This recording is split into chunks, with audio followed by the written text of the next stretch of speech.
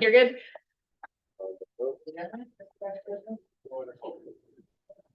Okay, good afternoon. It is now 5:04 p.m. on August 5th, 2026, and this District of Columbia State Board of Education working session is now called to order.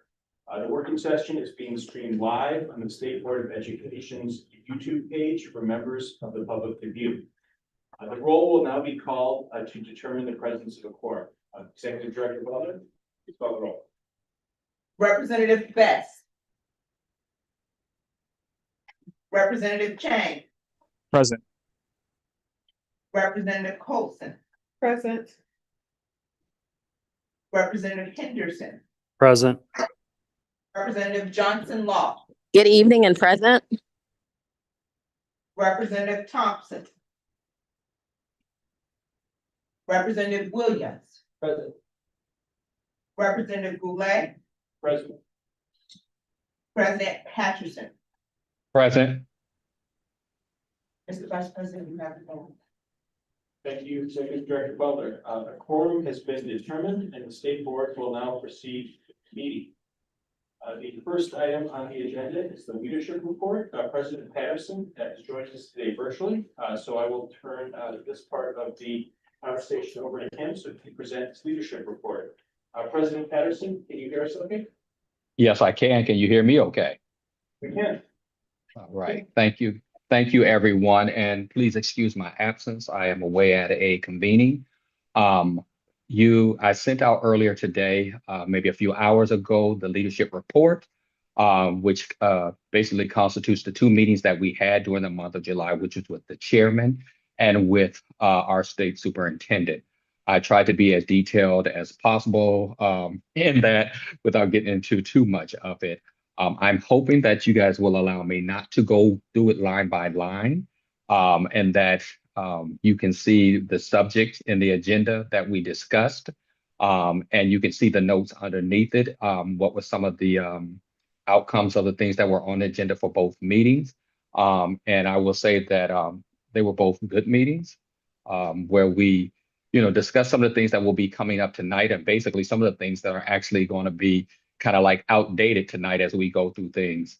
But I just wanted to make sure that I did provide you with a blow-by-blow of those two particular meetings. And again, hopefully you don't want me to read line by line, but that is my report. Okay, are there any questions for President Patterson on the leadership report?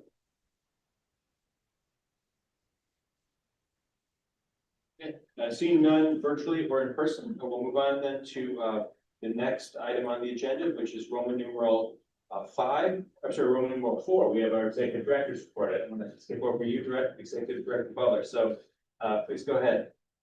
Good evening, members of the DC State Board. In July, the team attended the NASB Youth Member Institute and the Education Commission of the State's National Formal Education Policy. We've also kicked off our website redesign project. Thank you to each of you who completed the feedback survey to help us guide our next steps in that journey about what you would like to see, what works well, and what can improve. We have finalized the selection of our 2026-27 student representatives. It was a close race, as it is every year. Maybe race is not the right word. Competition, a healthy competition. We will be announcing those students in the next couple of weeks as we confirm their swearing-in ceremony at their various high schools. We are happy to say that we have two new schools that we haven't had represented on our from our student representatives this year. So we're excited to get the representation. We will. We are also, as the summer winds down, planning our August open house, finalizing our back to school event schedule based on all the various events happening here in the district, and bidding farewell to our remarkable makeup of Owen and London have been absolutely amazing, visiting nearly every council member's office to share the SAC's annual report and their recommendations. They will share some of those findings and recommendations with us this evening. It has been a tremendous pleasure and an honor to watch them work and to be beside them as they did this work for us.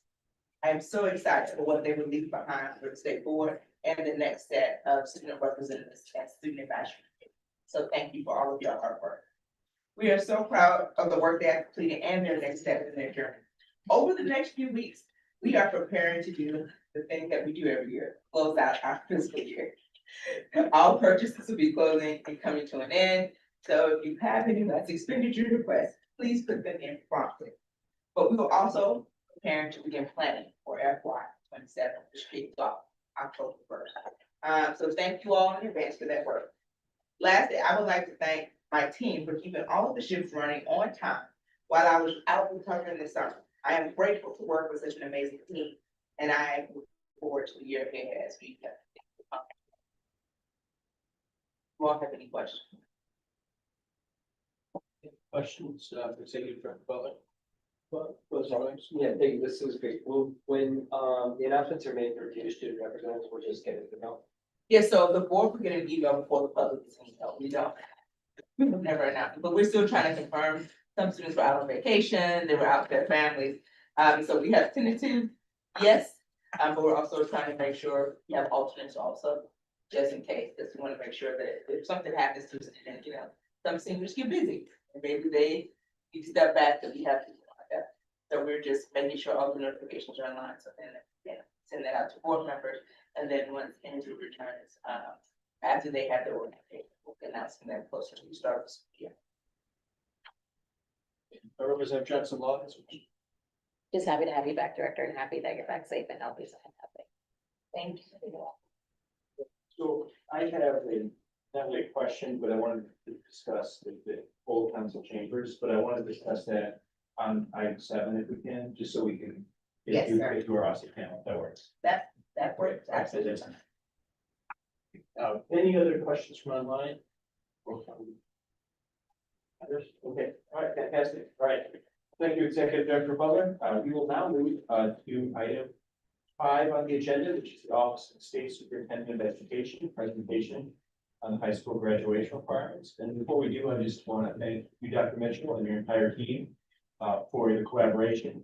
You've had with us on this. I think really the amazing job you've done every step of the process and the community engagement you've had. I think that's really made this a very special process. The layers of community engagement you've had, and really the effort to reach out to all stakeholders on this. And I think the end product, at least that I've seen, is very good. So I'm looking forward to supporting this, and just thank you and your team for all the work you put into it. So turn it over to you to present. Thank you very much.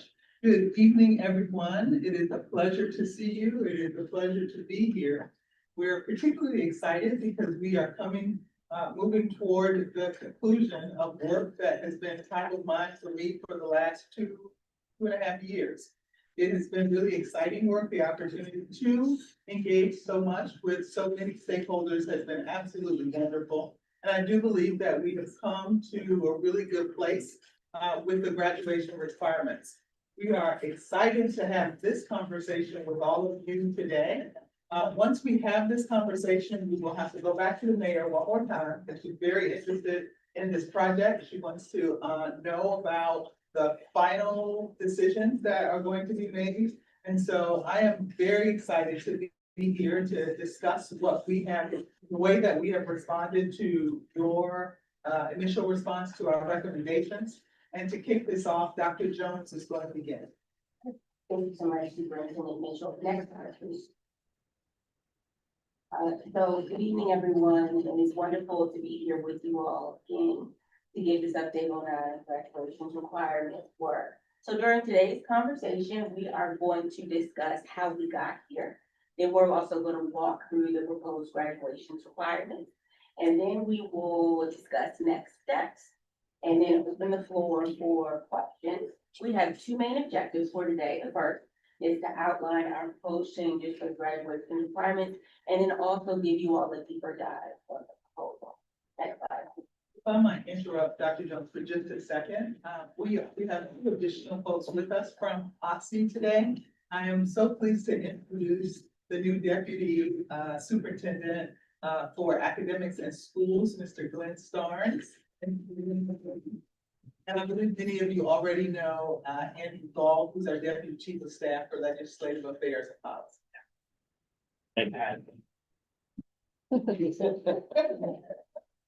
All right, thank you, Jen.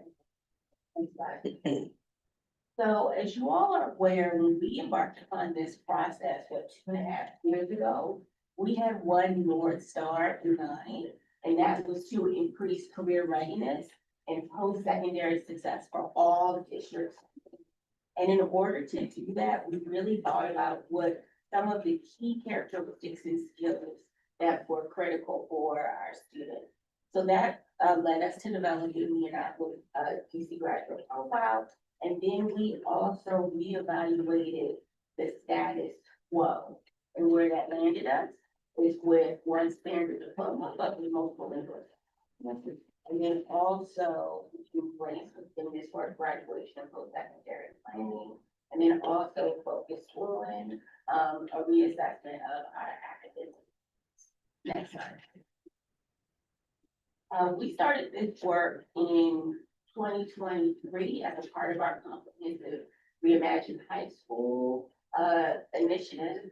And as the Vice President shared, we engaged in a robust quantitative and qualitative research and community engagement initiative. And so that led us to where we are with our proposal today. Next slide, please. So some of the key things to keep in the back of mind as we discuss the final proposal is that our aim was to create a framework to prepare students with foundational knowledge and skills, again, to help them be able to adapt to an ever-changing world. Additionally, we also recognize that students, as they mature throughout their high school career, sometimes their interests may change, their pathways may change.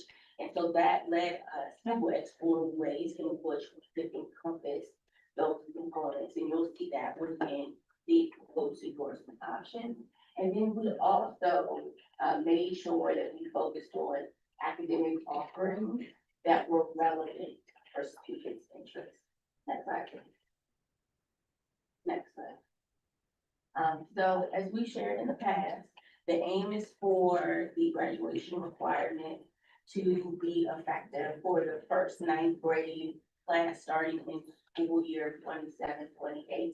And the three main components that we will outline during today's discussion are the focus on graduation post-secondary planning, also the 6 endorsement options, and then the proposed changes to our foundational knowledge and enforcement that encompass those key content areas. Next slide. So now I'll walk you through our responses to your responses to our initial proposal. We are so glad that so much of the work that we did has been endorsed by the state board. And where we did not quite agree, I think that we will be able to get there. The areas where we converge are great, and those where we sort of went in opposite directions are not that many. As Shamir indicated, the first area is the graduation plan. I think you know that currently students are required, or LEAs are required to create a graduation plan for students. We wanted to enhance that plan and call it a graduation and post-secondary plan. And we also thought it important that a student have the opportunity to meet with an advisor 4 times during their high school experience to talk about that plan, make changes, update it, and make sure that things are working well. So that is our post-secondary plan with those 4 touch points. Next, we talked about endorsement options, and we're very excited that we now will have 6 different endorsement options for students. These are completely optional, but for a student who takes a particular interest in an area, I think that student's work should be recognized in or on his or her diploma. And consequently, the 6 areas include a CPE endorsement for students that complete a program study, as well as an endorsement for AP courses, an endorsement for dual enrollment courses, an endorsement for the IB diploma, as well as individualized option and the seal of biliteracy. All of those will really give students the opportunity to select an area that they are interested in and then pursue courses in that area. We also have changed our community service requirement. We are now hoping to call the community service requirement a community engagement requirement. And with that in community engagement, we've changed the number of hours that are required from 100, which our community said was a lot for high school students, down to 60 hours. And we're excited about that as well. Next slide, please.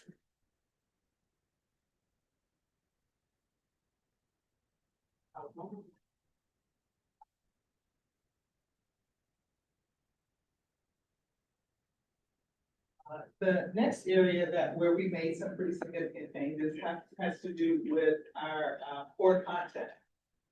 As you know, DC, with 24 credits, with 4 courses in many of the key areas, has one of the most rigorous graduation requirements documents in the country. We have maintained that. We are going with 4 years of mathematics, which is as the requirements were before. We have opted to maintain the 1.5 units of health and physical education. Only we've decided to be clearer about the requirement that physical education should be 1 unit and health 0.5 units. We've also added a financial literacy course based on the standards that you approved last year, year before last. That's very exciting. And we've also decided that if an LEA can demonstrate that the standards have been successfully incorporated into another course, that would be acceptable as well. Then the other requirements, English, science, social studies, all of those require 4 credits.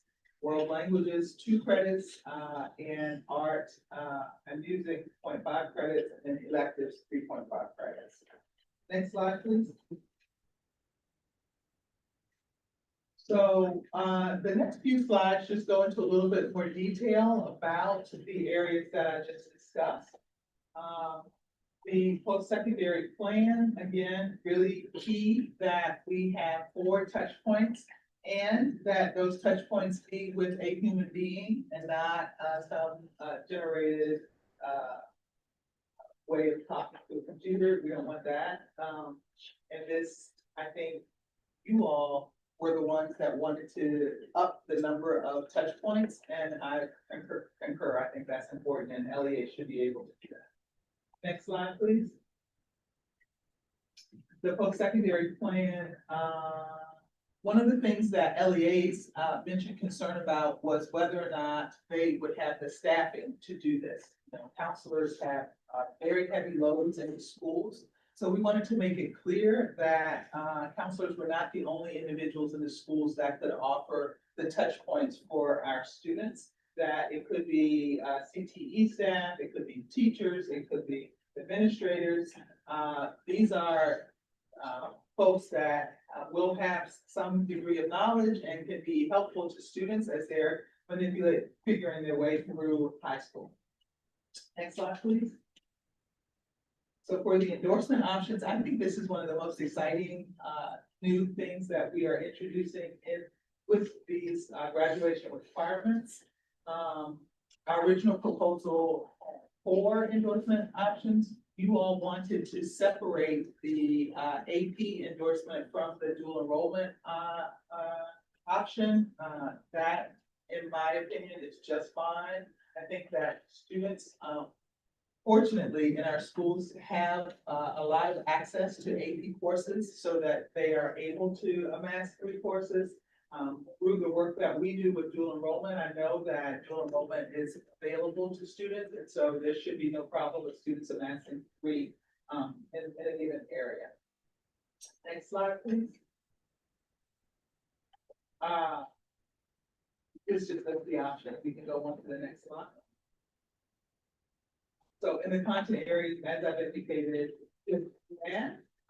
we made the proposal and you endorsed this notion that students had to take geometry, algebra 1, geometry, algebra 2, or a new course, an integrated algebra 2 course. We're very excited about that. The Math Task Force has been doing a lot of research in the teaching of mathematics. Given our test scores, we know that we have to do something different. And a lot of research is pointing towards integrated math. And so we are definitely exploring that. And with the impetus of this new high school graduation requirement possibility, I think it's a very good thing. The task force is going to continue the research and even work toward a pathway. What's important here is that we do not plan to write new standards. So what they are doing is looking at how we can take the standards that exist for geometry, algebra 1, algebra 2, and reconstitute them in courses that are much more practical, much more hands-on, give students a lot more information about how math applies in the everyday world. I'll see. No, you're fine. Yeah, you're good. And how about that? Community engagement. And so here, just a little bit more information about our community engagement.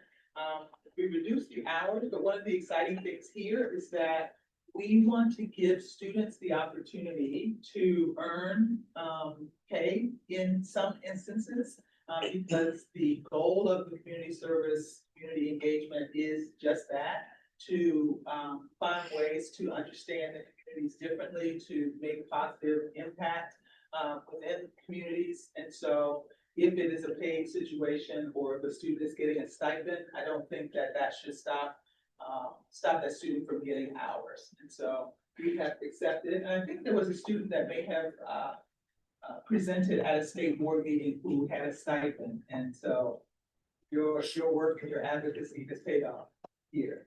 Next slide, please. This is our final proposal. People asked for a definition of community engagement. And here, one of the most important areas here is that we have included and incorporated in the definition the idea that a student has to be a high school student in order for the hours to begin accumulating. I know there was some talk about whether or not a rising ninth grader who doesn't work over the summer could do that.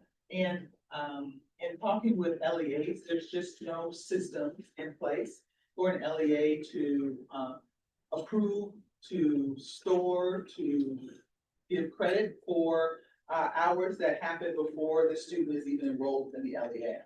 So we've concluded the fact that the student has to be enrolled in the LEA for the hours and be accumulated.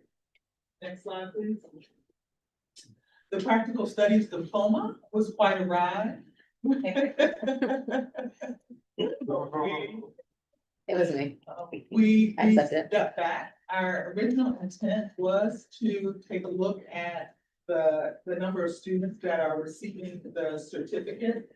We felt that there are some students who could achieve more than the certificate based on their abilities. We weren't successful. We didn't have enough information. Maybe there was some thought that without proper guardrails, a different diploma might somehow be misused. And so we pulled back from that. Weren't quite ready yet. And so we have pulled back from that proposal. So there's no proposal in the current recommendations around the practical studies diploma. Next slide, please. SBOE credit accommodation proposals. These came not because of proposals from OSSI, but proposals from you. I think in the letter that you sent to us, you had two. One was for a competency-based approach to world languages. That one we agreed with. We think that if a student is able to speak a language, to write a language, to understand the language, then that student should be able to take an exam that covers those 4 areas and get credit for world language. The other proposal, which you forwarded and agreed upon, which had to do with getting credit for out-of-school programs, that one we did not agree with. We don't think that there is sufficient understanding of the quality of out-of-school programs. We think that there may be an equity issue with out-of-school programs whereby some folks may be able to afford fantastic out-of-school programs while others wouldn't. In addition to that, there are legal concerns, there are accountability concerns, who is teaching these courses, who's responsible for those teachers, union contracts about outsiders teaching courses. There's just so much there that we just could not agree to that particular recommendation. Next slide, please. We wanted to share that there are a few additional areas that we would like to make recommendations around changing with the graduation requirements. One, our special education team noted that in some places, the current graduation requirements use the term special education versus students with disabilities. So students with special needs. And so we wanted to make those types of changes. In addition to that, there has been a lot of work around students that are involved with the criminal justice. And what we've learned is that some students who are placed outside of DC get caught up because they can't get a DC history course. We don't want that to happen. We don't want DC history to prevent a student from getting a diploma if they don't have access to the course. And so we have, we would love to add language to ensure that that doesn't happen. And then finally, there's some technical edits that we may encounter as we're drafting. Nothing significant, no major changes to meaning or anything that we will probably make as well. And that in a nutshell, that in a nutshell is our response to your response to our proposal. Well, thank you so much, Matt. Well, then I'm done. Next steps. Almost. Yeah, but the next steps are important because they're related to the work that we post your vote. And we've already started planning some of this now, but it will be to continue the development of guidance and training materials for FBAs, educators, and also resources that families and students need. And then we also naturally have to embark on the entirety of the next steps of the process.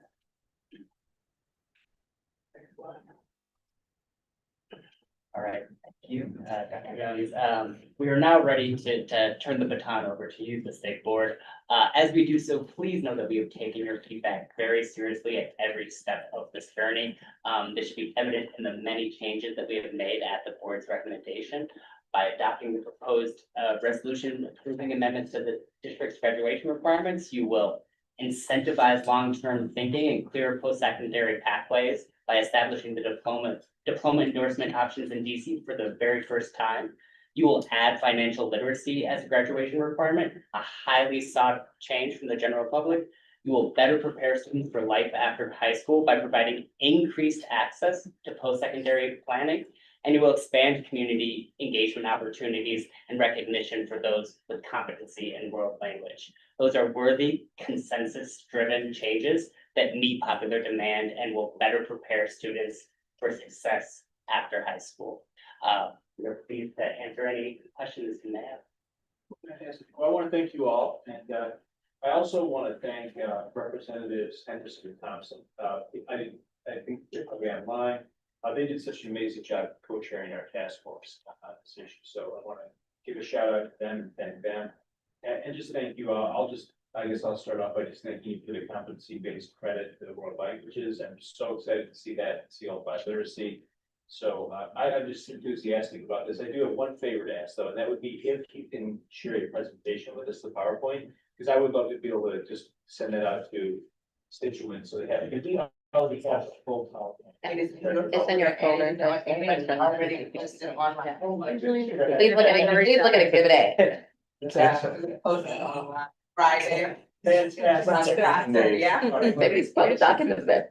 As you said. Yeah, it's already posted. You have your full PowerPoint. I think it's glad about public. So that's excellent. Let's get a lineup going. I see, We have Representative Williams. Who else? We have Representative Johnson Law, Henderson online. I'll let Representative Henderson go first as the co-chair. Okay. I think you should go first. Out of respect, yeah. Good. Out of respect, yeah. All right, thank you for that. And thank you to Aussie for the thoughtful engagement that you have done throughout this process. I thank you for your responsiveness to the task force report, which we also endeavored to do with as much thoughtfulness and consensus building as we could. I do have 4 items that I want to raise, and these will probably be items that others would want to raise as well. So hopefully it won't just add to our discussion. But if I could, I'll lay them out and then ask you to respond to them. Some of them are relatively minor, I think. The task force did sort of punt on the issue of the overall count of credit hours, and we left you with adding the financial literacy course, and we didn't take anything away in our recommendations. I do think it might make more sense for us to remove a half credit from the electives requirement. I do think that as Deputy Superintendent Starn says, the students have 32 at bats, or they may have some fewer if they're not on a block schedule. But I think students will use their extra flexibility to do electives without us having to require that extra credit, half credit. So I wonder what you think about that and why you decided to add it ultimately.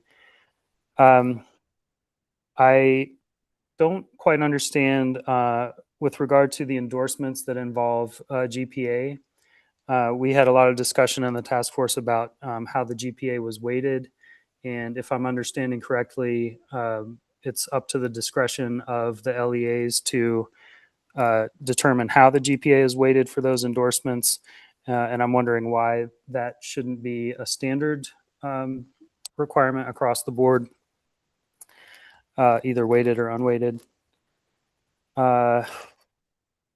Third, with the advising touch points, again, there was a lot of enthusiasm for adding an additional touch point, but there's also some concern about implementation in terms of who the onus will be on for making sure that those touch points happen, and some concern about, if I can offer a hypothetical, if you have a 10th grade, or if you have a student who has missed their 10th grade touch point, is there a way for them to get back on track and be able to graduate?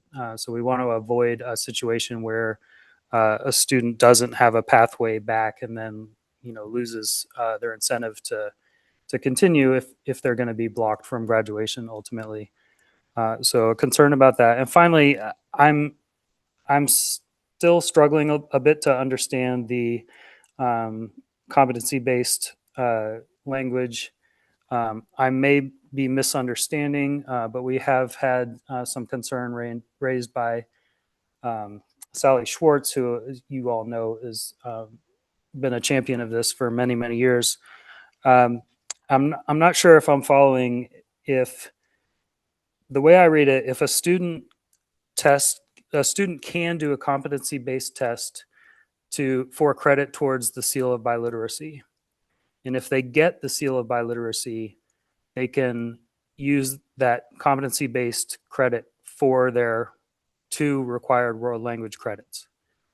But if a student does not get the seal of biliteracy, they cannot use a test to satisfy their 2 world language credits. Is that correct? And if not, could you help me understand that a little bit better? So those are the 4 concerns. Again, overall, really thankful for the way that you responded to the task force and board recommendations, and appreciate your responses.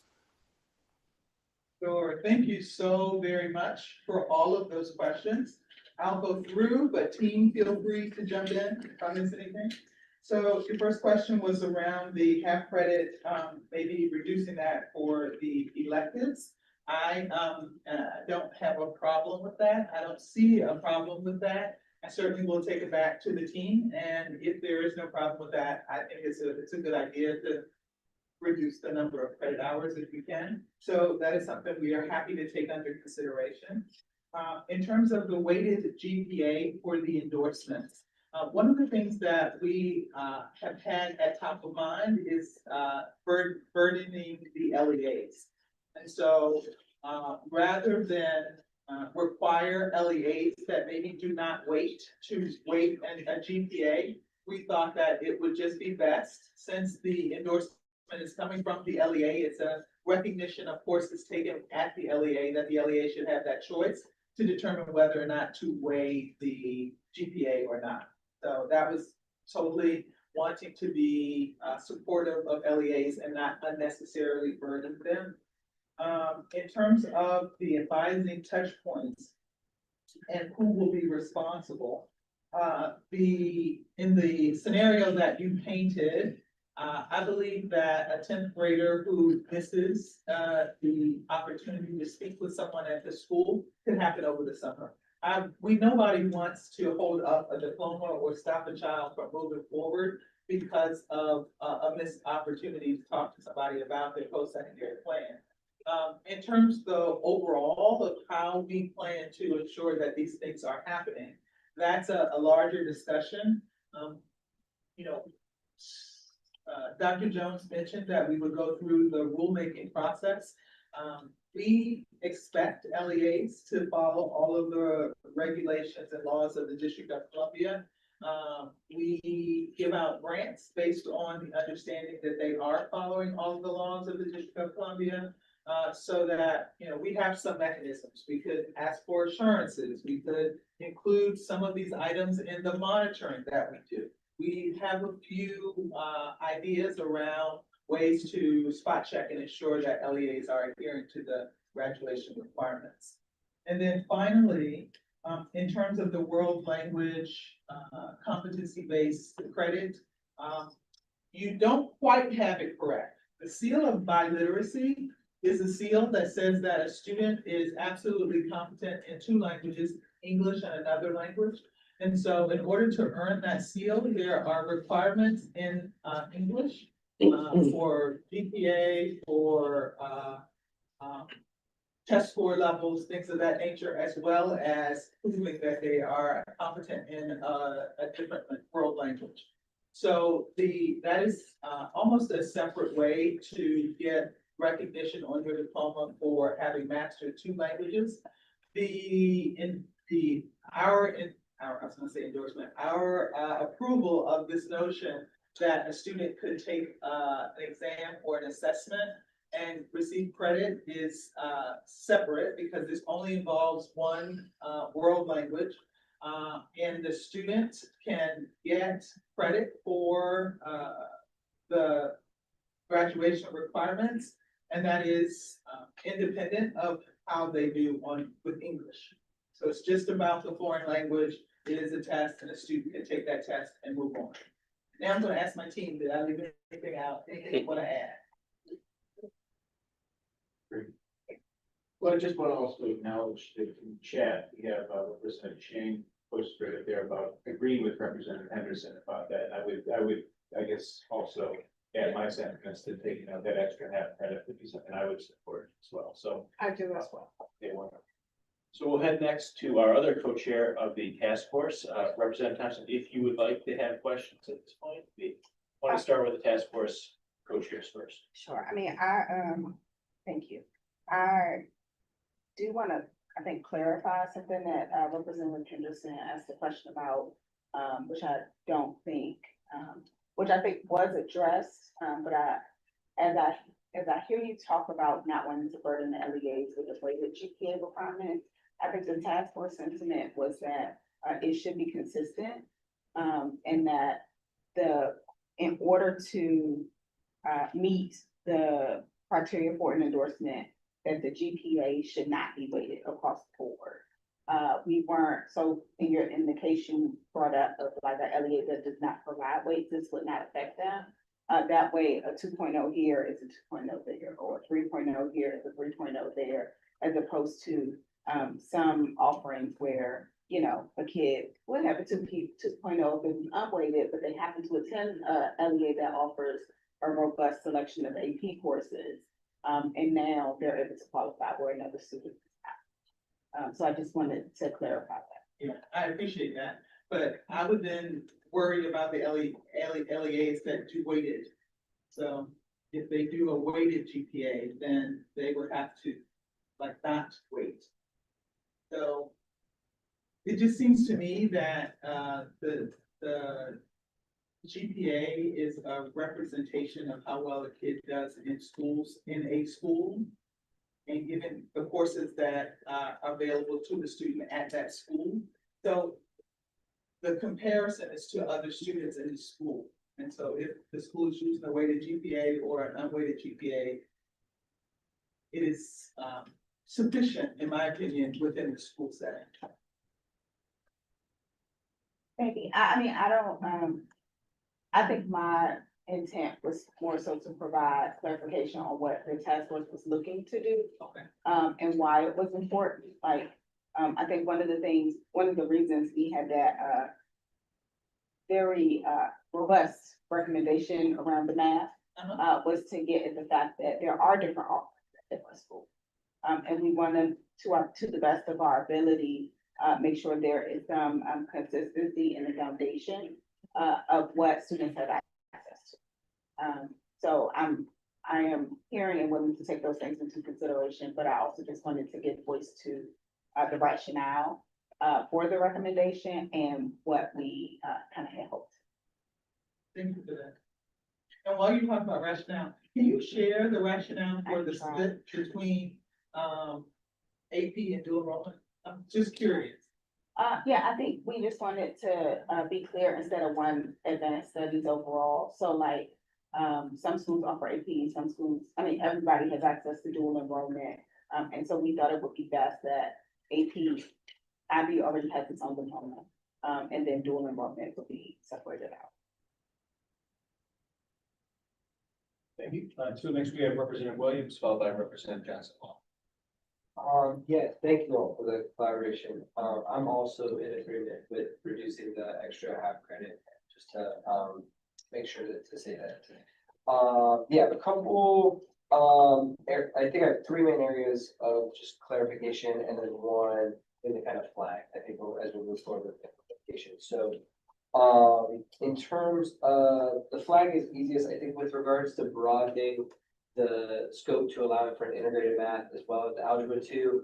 I know in talking to many teachers that like if there is going to be that additional option for integrated math, it's nice to see that we're really looking at 2 years in which the students would need to be prepared for that. So like trying to have the training for teachers so that they have time to prepare would really be like next year. So that like, because some students will even come in a way in advance place, needing to take that as a 9th grader or as a 10th grader, then move on to more rigorous math offering. So just want to kind of get that sequence of preparation for teachers on your radar. I think in terms of the community engagement piece, like in dropping it down, like I know that like college counseling offices and even 8th grade, a lot of 8th grade positions have like counselors that could give students a sheet to be able to document their hours over the summer. So I know there might not be a clear structure or universal structure across LEAs for being able to do that, but I do think it's feasible and not a huge lift if we were to count summer hours in that bridge year for community service. So I'm curious if there's a way of establishing that. That's one thing that kind of comes to mind. And then I wanted to also kind of to touch back on what Representative Henderson had touched on with a competency-based credit. So, to like the rationale for even changing these in the first place is to provide greater access to foundational knowledge and skills. So if a school doesn't offer, like, is it my understanding that like a student would have to apply to OSCE to like and take their test somewhere else to be able to get competency, or is that something that OSCE would offer students to be able to provide access to the competency? I appreciate your question. One of the things that I wanted to make clear is that our proposal is that LEAs have the option of allowing students to do this. So it is not something that would be automatic across the board for every student immediately. The LEA has to want to do it. And LEAs would submit a request for competency-based waiver to OSSI. And then OSSI works with the PCPS and the charter school board to grant that waiver. Once that waiver is granted, then the students, individual students could take a test. There are a few well-recognized national tests that are available that would test the student in 4 areas. And that is the way that would work. Okay. I guess I'm just thinking of like barriers, like if the goal here is to be able to expand access. Like I think from a student or school's perspective, the fewer steps, the better. And so I'm just wondering if there can be a way that OSSI, as the state education agency, we're able to make that easier to kind of hold that so that students could apply in a way that's more streamlined Yeah. to be able to take the test. Yeah. 'Cause otherwise, I'm wondering what's like different than what the current situation is right now. That is not the role of a state education agency. Okay. The state education agency very rarely gets involved with individual students and those types of things that you're talking about. I think the state works more directly with LEAs and is better thinking about larger systemic issues rather than dealing with it. That makes sense. But then would the LEA then be responsible for like paying for and coordinating like that test for the student, or would the waiver include like financing that would make sure that like students have access? Because I wouldn't want students who maybe that would become a cost barrier to be excluded from this option, whereas a family that has bigger resources would be able to take advantage of it. Yeah, the UPSFF, I would say, is the mechanism that the city has to give LEAs options about how they spend money on students. And so that would be something that the LEAs would work. And the idea is that we were thinking expansion because a student might come to us speaking a language. And then if they could take a test, they wouldn't have to sit through coursework. It might be that the school doesn't offer the courses that the student is interested in or the student already speaks. So it buys time and it increases the options that students have around language. That makes sense. And then I guess my last piece is just with the touch points. I'm excited that we're kind of moving this into the 9th grade here as well. And I thought your description of how there's a lot of variety with how we spot check or provide guidance, is that something that we can plan to continue to collaborate with you on to figure out how that looks? Because I think there's a lot of options for that. I just want to make sure that students get a quality experience of being able to check in. You know. Yeah, one of the things that we are more than willing to do is to share some of the guidance that we're planning to create and get feedback from this body and others, because I think that would be really important. If you're happy. We'll turn to Representative Baskin. Here's. Thank you, Vice President. I just want to say, thanks, guys. I know, I'm not gonna lie, I'm going to acknowledge, I was worried. And so my advocacy comes from passion and I'm worrying for our most vulnerable students. And I never want people to think I'm coming from a place of like malice, if that's not what it is. But our most vulnerable students, our most vulnerable communities mean a lot to me, especially representing 48 and many of our kids having disabilities. I know this wasn't an easy decision, but I do think the way you all were thinking about it, like, I want us to really expound on that. I know we have a task force for everything, but I'm wondering, is there a way to really figure out like, what could something look like? You know what I mean? Because I know, Dr. Mitchell, you said that folks were really excited, that we were like very, very excited that we were looking into this. And I don't want folks to think, oh, the work is lost. No, it's not lost. I think we just need a little more time to maybe look at it in a different way. And so I just want to say thank you to all of you for your collaboration. Dr. Jones, thank you for all of answering all my emails. You are appreciated. But is there a way for us to maybe continue looking at this work moving forward? Or have you all thought about it at all? Yeah, well, I will say, a few weeks ago, we introduced a new strategic plan for our agency. I think that you were there, so wonderful to see you. And in the strategic plan, we have 5 pillars, special education is one of them. So we are going to continue the work, because I think it's our responsibility it's our responsibility, our obligation, and frankly, our pleasure to address the needs of our most vulnerable students. And so we're going to be working on improving the IEP process as well as the actual IEPs. We've got plans to do all sorts of things that will support stronger special education systems in schools. I'm happy to share some of the other projects that we have planned over the course of the next 5 years to really up our game when it comes to special education. I would love that, and happy that it's included in the 5 strategic priorities. And then my other question, and maybe this is a question better. I think this could be a little early, but with all the changes that we're making, I know that LEAs have been in contact with us, but like once everything is on the other side of like, okay, everything gets approved, like, okay, it's good. DC Council passes it. What does outreach look like to the LEAs, or does outreach specifically to the LEAs start as soon as the board, I guess, approves it? I'm putting quotation because the board hasn't approved it. But just want to make sure that as you talk about LEAs and their burden of doing all these things, how do we make sure that they are on a pathway to success to actually implement these in a real What a great way? question. Thank you so much for the question. We are very much aware that we can't sort of get approval from the state board and then drop it. This has to be an ongoing process. I'm very excited about the work that we are doing and we're planning to do around guidance and resources for the implementation of the graduation requirements.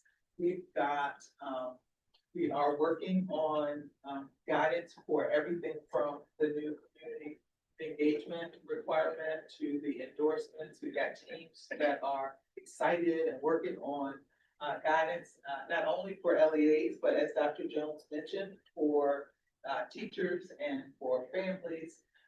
So we think that in some ways, this work is just beginning once we get everything approved and we write the regulations to get it into the book. Yeah, thank you. And again, we're here to assist, because I know as we approve resolutions and do things with the board, like how do they look in real life? And so I'm sure if we would go ward by ward, I'm sure any of my fellow representatives would be glad to assist. Thanks, okay. Thank you. Are there any other questions? I had to Representative Henderson on the answer. So Okay. Fantastic. Anything else online? All right. Well, thank you so much for coming in and for giving us such a thorough presentation. I appreciate it. And thanks again for all the collaboration on this process. All right. At this time, we are scheduled for taking a break. Is everybody up for a quick 5-minute break? One. I think Bernice said she has cake for. I can get your picture.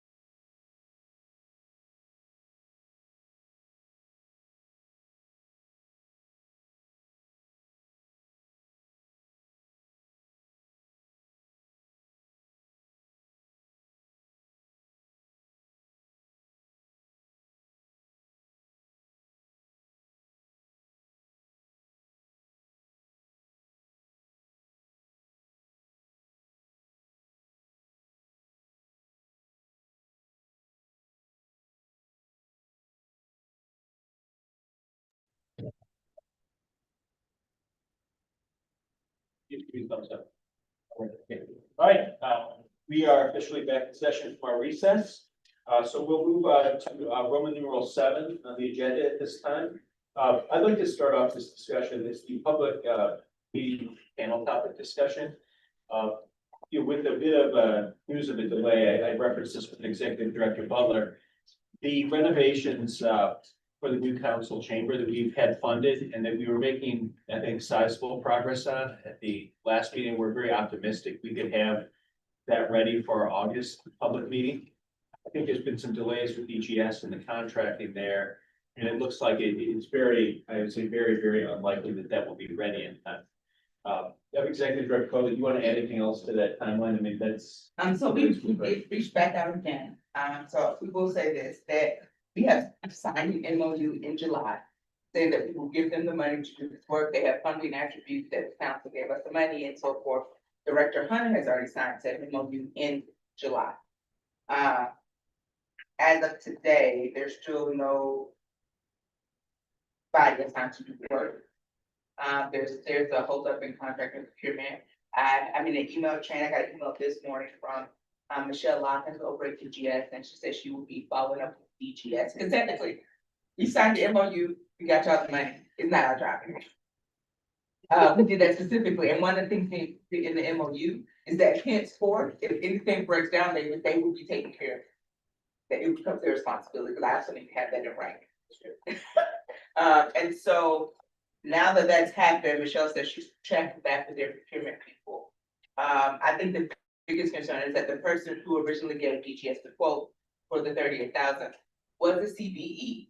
And since then, some of their prep work has come into question with OCP, and OCP is saying they are no longer a CBE. And then that just changes their procurement scoring and all of this.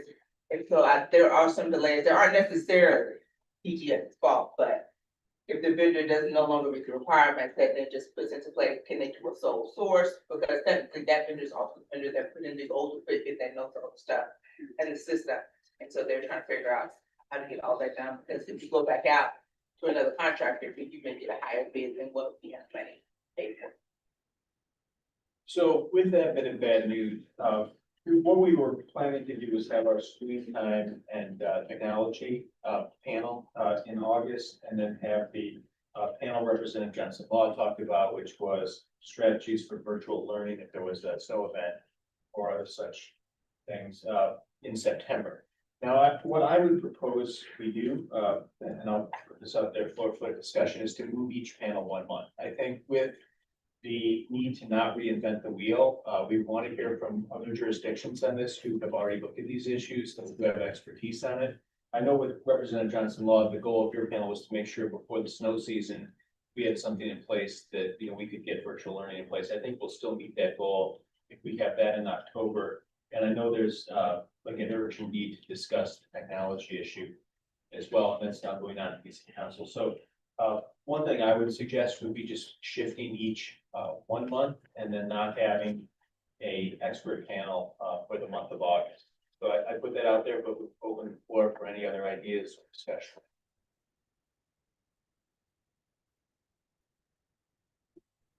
Can you clarify your proposal here? It would just be to take the August expert panel on technology and screen time, shift that to September. And then take Representative Johnson Law's panel she proposed, which was looking at virtual learning options. I think there was a snow event, and then shifting that to October, the expert panel. And so we'd be switching the August panel to nothing. We would be shifting the September panel to the screen time panel, which was scheduled for August. And then we would be voting to schedule Representative Johnson Law's panel for the month of October. But I wanted to see if that was amenable to people, or if there was other ideas or things that they wanted to discuss in October. Sorry, remind me the rationale for that, because I know the parents are sort of, oh, sorry. Yeah.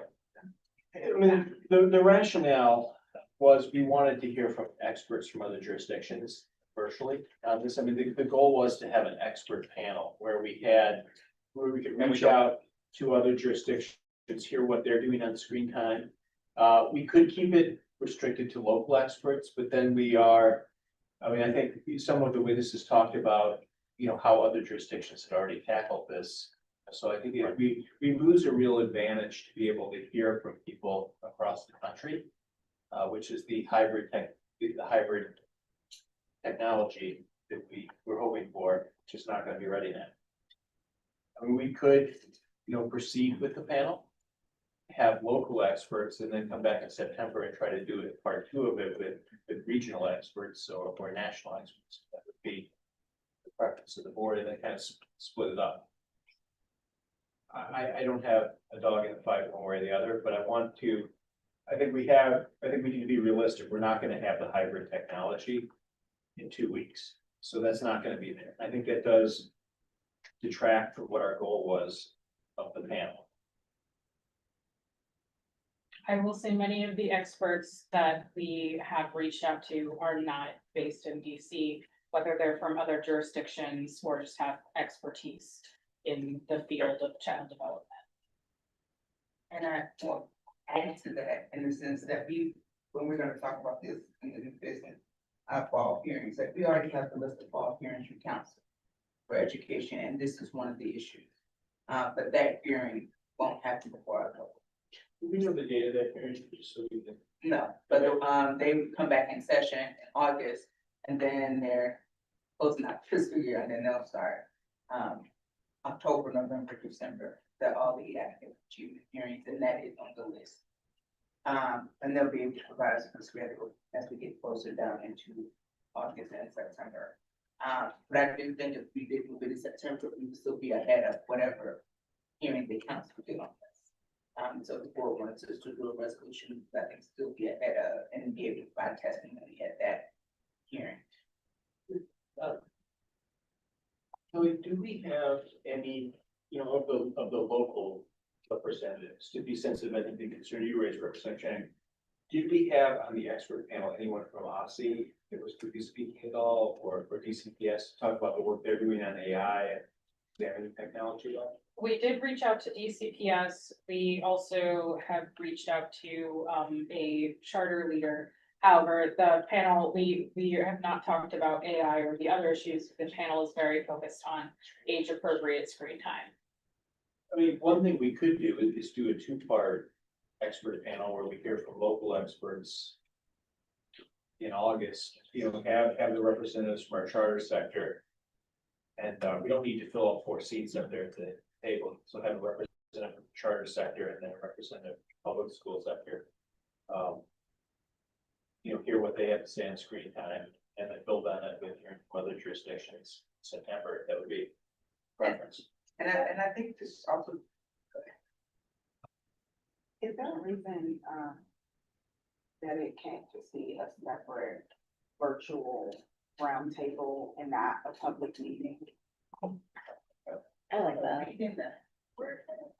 I mean, we actually do have other options. I know there is this, prestige, I guess, that people associate with, public meeting panels that I perceive am not moved by, but I do think if the goal is for us to have certain voices and to be able to address something in a timely fashion, especially given, the folks who, have some urgency around this, I don't think it would be a barrier for them, to be able, to join, virtually. I also, know how much space, this takes up, at our public meetings. So is there a reason that given our, capacity issues, especially because for all we know, this could go on into September. I mean, I've had those experiences with DG Cats, and so,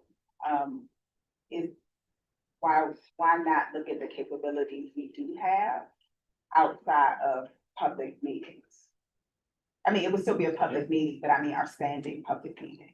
I think that's exceptional, and as the co-chair of the CCLR committee, I think you would be uniquely situated since this issue has been to CCLR. And you could hold a public roundtable. I mean, I would attend it even if I'm not a committee member, but I think that makes a lot of sense, just having the committee, which the issue has been assigned, hold a virtual roundtable to wouldn't then need to worry about the chamber technology. It could just be set up as a traditional. Because they were Zoom hearing. And I would participate, be open to all members who participate, and No, that's not. we can invite the experts to attend and then also have public testimony at that. No. Public testimony. Well, you can have public testimony in virtual hearings if we want, or we could just do that at the public meeting. We can discuss All sorts of. all sorts of Yeah. things, but, in the past, when we have done roundtables, in a committee, it was not open to public testimony, but the public review. So, when we had the issue come up around, sexual assault, for example, I think it's the first time I suggested something like this. And I said, we need a more robust space to hear from people. It needs to go beyond, 5 people. We need to have more time. We can do a Q&A with the member, like you have a, you have a format, that lends itself, to gaining more information from your experts. Now, again, it just means it's not the monthly public meeting, but folks don't always need supportive of that idea. I see Representative Johnson Law and Representative Tran. Order, So I get the idea with the roundtable being in committee, but are we able to do some type of like public listening session, like kind of like how we did with the graduation requirements and inviting the public to come to be able like to speak with us? Could this be one of those vehicles to do that? And it's not so much testimony, but more like, yes, to have experts, but to just have a conversation with all sides about what is going on with this particular issue. Couldn't we do that as well? There are no limits to what the board can do. I mean, that's true. No, that is a different frame. But if the board can do engagement around whichever issues the board wants to engagement around. I think that the only difference is the goal is to make a decision and let us know what we need to plan. I personally would recommend a listening session for the public, for us to be able to have a conversation with the public and to still have experts come. So that when we do talk to council, we have said this, what we've researched, but this is also like what we are hearing from the public, and not just a specific public, but all public. Just, I'm always speaking from an equity lens. Okay. See Representative Chang and Representative Best. If the concern that you raise is around also capacity, I think I'm interested in throwing my hat in the ring to help with this one. So whether that's through Rep. Thompson's committee or we do it as a board.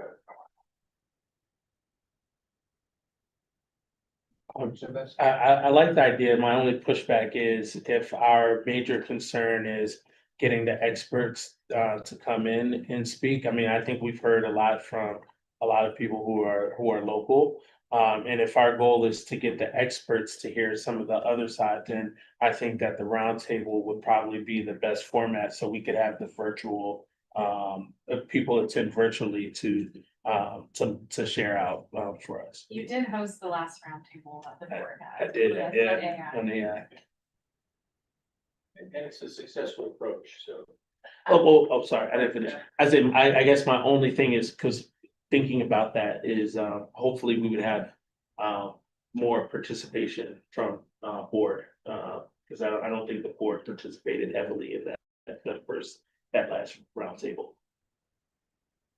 Yeah, and even though it would be the committee sponsoring it, I mean, any member, it was allowed to then, and public roundtables and ask questions. I mean, usually the only thing you do is you prioritize committee members in the lineup first, but then other members are allowed to ask questions to the panelists. So I think that's a good way to proceed if that's what you suggest. I mean, I would definitely support that approach, particularly to capture those experts that we were looking to bring in. In speaking about the national best practices on this. And so I would push the board to do a couple here. One is to be very clear about what you want to learn. So like if we're hosting a roundtable, you all be very thoughtful, like, this is what we want to know. Like, it may not be like, if you just want to know what they did in Los Angeles, like at their local school board, you can just look that up online. Because they are their own community, their own personal problem versus getting experts who can tell you about child development, screen time, best practices for development, and those kinds of things. I think that's the different information.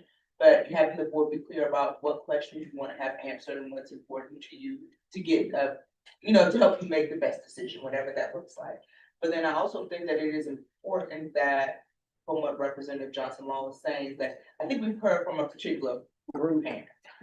And so I think there's multiple ways to attack it and getting information from obviously experts who are very knowledgeable on this topic, but then also people who know the lived experience of their young people in various parts of the city. And so I think you can do both things, and those things add texture to what the board then has data to work with. And helping that you all think through what the issue is, because it just may be, it hits different in 7 than it does in 2 versus where, maybe people can't even get broadband in those schools, or some of the schools are so old, they haven't been renovated, and so maybe it's not an issue in some of those places.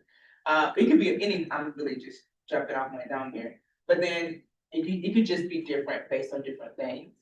And so it's like having an opportunity just to hear from more parents and different parents, I think. And so, but I think those are also, maybe that's an online form. There are many ways to really think through that, but it's just the goal is how do we get the board the most and best information for you all to make informed decisions about this issue.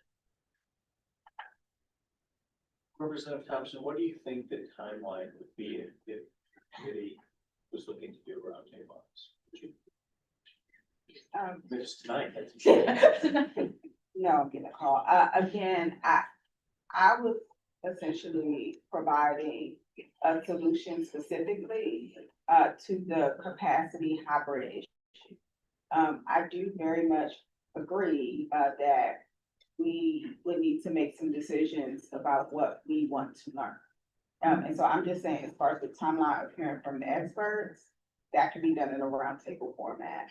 I do not, if you are asking me, and I think it will be both myself and Representative Henderson, to talk about what a larger plan would look like, that's a different thing. The reason I say that is because if we are assuming that there are certain voices that are valuable and have not been heard beyond the experts, I do not think just offering them another time where they can testify is going to yield a substantially different result. I think we will have to think more intentionally about how to bring those voices in, whether it's that we want to partner with different groups, or whether we want to hold a focus group, or we want to do so I personally, me speaking for myself, do not subscribe to, was not offering that as a solution to bring in all the voices that would need to be heard on this. I was only offering that because I see it as a solution for the expert voices. And I think the other things are important as well, but I don't think they are necessarily addressed by just moving it to a hybrid roundtable. So can we do both, like one committee and then we plan out something larger for community? Yeah, I think that's absolutely possible. I mean, like having the ability to testify in chamber is still there for the public meetings, and people can come in person. I think what you're talking about is hearing from DC voices that we haven't heard from yet on this issue.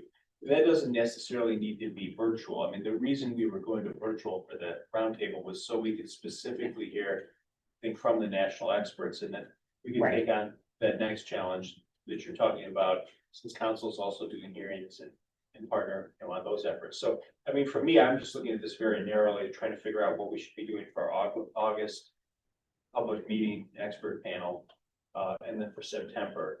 And I think what Representative Thompson offered was a good solution to solve the technology issue with the roundtable specifically focusing on the experts. And I think we work those other issues out separately, maybe in follow-up conversations, not kind of. One of the, to answer Director Butler's question first, which I think is the most important one to shape all this, I think that having the council hearing, being ready for the board to have voted on what we want to say to council and being informed enough to do that is the goal, right? And so I think that can take many forms. But I do think you guys have all heard me say this before, I think in general, the sort of, I think having, you know, where was I recently? I was at a Maryland State House meeting and there's like a very specific topic, right, that they're asking for public witnesses to come forward for, and then it's you're advertising for people to come forward to speak about that topic in advance. Dr. Johnson, I'm thinking about like that, right? Because in many ways we kind of just see who comes and that shapes the conversation. And There that is another kind way. of issue, exactly. There is another way to do it, which is this public meeting, we would love to hear specifically about this, right? And please come, please share written testimony about this topic, right? That, you know, we could do. But I think it's whatever allows us to both hear from experts from across the country and a diverse voices from across the city that are constituents, parents, families, educators, and then use that to inform how we move forward. And so, again, Rep. Thompson, if I would love to help if there is a way for us to do this as like, you know, co-committee hosting, or it's just whoever wants to step up to organize it as like for the board outside of committees, I'm very interested. And I can help with like, just as like the board helping. Cause I was just, again, looking at the model that we did with the graduation requirements, just with the public and having people to come. No offense, hear me out, y'all, especially east of the river, like when we had this conversation, can we specifically go into places that maybe for voices we just haven't heard from? And again, in addition to what, and in addition to the experts specifically coming to the committee to solve for the August technology problem. And then you have to, then the board has a full view. Or fuller. Super, I don't even know, it's not a random question, but I'm ignorant on it. Could we have the meeting here? Which one? A public meeting, I mean, like in this room or like in the. yeah, in this room, Oh, to use the technology? I mean, don't these walls also break down?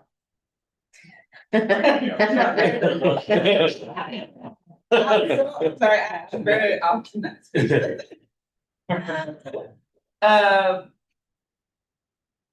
like, is there anything like procedurally against it? Because if it is possible and we do have the technology here, could that be a possible solution to this challenge? Possibly, I just don't know, because I don't know what the requirements are, like if the public has to be in the room. I don't understand the nuances. I don't have the right information to answer the question. Cool. Just a It could question. very well be Yeah. the solution, but I just don't know if I have all the information to answer your question. I don't wanna say no when that could be possible, or say yes when they tell me no. So I would love to be able to explore the answer and maybe figure that out. Okay. Well, that's But I would That's have a to good weigh all question. of the things to understand what that would mean for the public part of the public meeting. The public part of it. Yes. I mean, I like that idea. Just personally, because I think we then are able to keep our plan on schedule to have experts speak in August. And I think what you talked about, Representative Chang, if we're looking to put a board position out there prior to the council's hearing, which we know is in October, we would want to try to do that in a resolution that we issue in September. So I think if we want to stay on that track, which I think makes sense, having the ability to do it right in here would work. I mean, we have enough capacity in here. I mean, unless we had, overflow participants. Well, I mean, I don't know if you have the public in here, like this is also the MPDA, so I don't know if they're coming up here. Well, why can't, it's a public building, they should go up here. I don't know if they can come up here on the 11th floor. Like where like employees are. I hear that. I mean, I don't think they could wander into like. But you couldn't stop them. We couldn't stop them if they were wondering. None of us know, right? So The let's SAC could be in Yeah. this room, so I would think members of the public can also be in this room. So sorry, but don't we need to make a decision today though, so we can figure out like what we're doing with this August public meeting? Because sooner or later, we need to make decisions so the staff knows what they're doing. Is that just me or, No, that is true. okay, so, Some decisions have to be made today. right, that's what I'm saying. We need to just figure, so the staff knows we need to close this. I like Rep. Thompson's idea of a separate thing. I mean, we don't know if we can use this room. I don't know, we That's a don't good know if idea, it'll though, be right? fixed. Like, if we can use this room, I don't know when you can find out. It's not gonna be tonight. No, definitely not, Uh, Representative. Right, so we can't, I don't know, if we do need to decide tonight, I would rather us agree to have a separate meeting. Oh, but would we need to also, I'm sorry. Alright, does that, but then that also means would we also need to have the date figured out by today as well, or? No, not, No. round tables are not at the same level as a public meeting. Right, but I'm thinking about it, we're still thinking about the timing issue, which is one of the issues that we're facing. Especially if we're trying to think about like if there would be a resolution by a certain time, then putting it off to another date, we would probably want to have at least an idea of when we would be shooting for. It just needs to be before the next working session, so it can be voted on in the next one. Yeah, when is the So we have a CCL month. meeting? I mean, it's August 31st. Well, how would this sound? Because I think we do have the ability to approve this conditionally. I mean, we could look at two options. We could do a vote today to keep this as an expert topic or a roundtable topic for the month of August, with the understanding that if this room's not available or we can't work out space issues, we would shift to a roundtable. So we can take a vote tonight to have this still be an expert topic. That way we don't have to move Representative Johnson Law's meeting, and we can just try to get this done. So that way, I mean, we can have the executive director come back to us, let us know what the options are for use of this room. If it cannot be used, then we just do a roundtable. And I think that solves all the issues. So if Y'all can just vote to do a round table. That's what I'm saying. I'm sorry. Is there a reason why you don't want it to be roundtable? No, I was just saying that, like, as long as we figure out the date and the date matches up, so that we're still able to. Yeah. Provide said resolution if we're doing that, by the council hearing. Then, it makes sense to me. I then support Director Butler's piece, which is, we just move it, it's similar, that's right. okay. August 31st is, we got to let them know. So then the motion I will move then, and ask for a second on, is to vacate the August public meeting expert panel. We will shift that then to a roundtable that the CCL committee will have on this issue. And then we will retain Representative Johnson Law's expert panel for September. We will not shift that back to October. And then, so I will ask the question then, does anyone have topics for the month of October they would like to discuss, or do we want to take that up next meeting? Are we doing one thing at a time? We could. Um, I just want to make sure all these pieces are in place before we vote on this. So like, do we want to set an October panel now, or we given these moving pieces, do we want to wait till the next meeting and figure it out at that time? I placed, or Darren placed in the tracker of bullying. That should be. Okay. Bullying for October, it is a bit of a placeholder, because we do have people coming to our committee meeting next week. And so after that meeting, then we can have a better idea in terms of refining that topic, if that's something that we want to move forward with for October. So that's where we are. I would say that, I am interested in that very briefly, but bullying, prevention month is also October. Yeah. So it's, Yeah. That makes sense. I said that. and there's a lot of. That was the reason why we put it in October. The other thing would be that the Office of Human Rights, which is in charge of a lot of that oversight, is in a much better place to be able to handle like new policies that also include social media that they have not dealt with in the Bullying Prevention Act that has been updated for over 15 years. So I think there's a need to do it as well. So one final question I'd like to pose to everyone is, do we want to continue to proceed with the expert panel and have it be the local experts at the public meeting and then do the broader roundtable with the national experts? Or do we want to get rid of the expert panel altogether for the month of August? Can I ask a clarifying question? Yes. So the local experts, so who do we have confirmed right now? completely confirmed for local experts is DCPS. We've also reached out to a charter leader, but that's not confirmed, so it was one.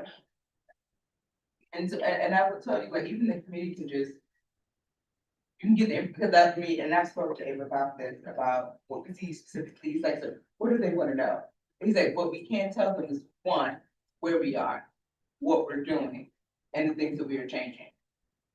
But he also made it very clear where they are not at yet, because 3 or 4 years ago, this wasn't even a question. So it's like some of these things are still new to them. Not all the things, like the student data, student privacy stuff is not there. That, I mean, those laws been around quite.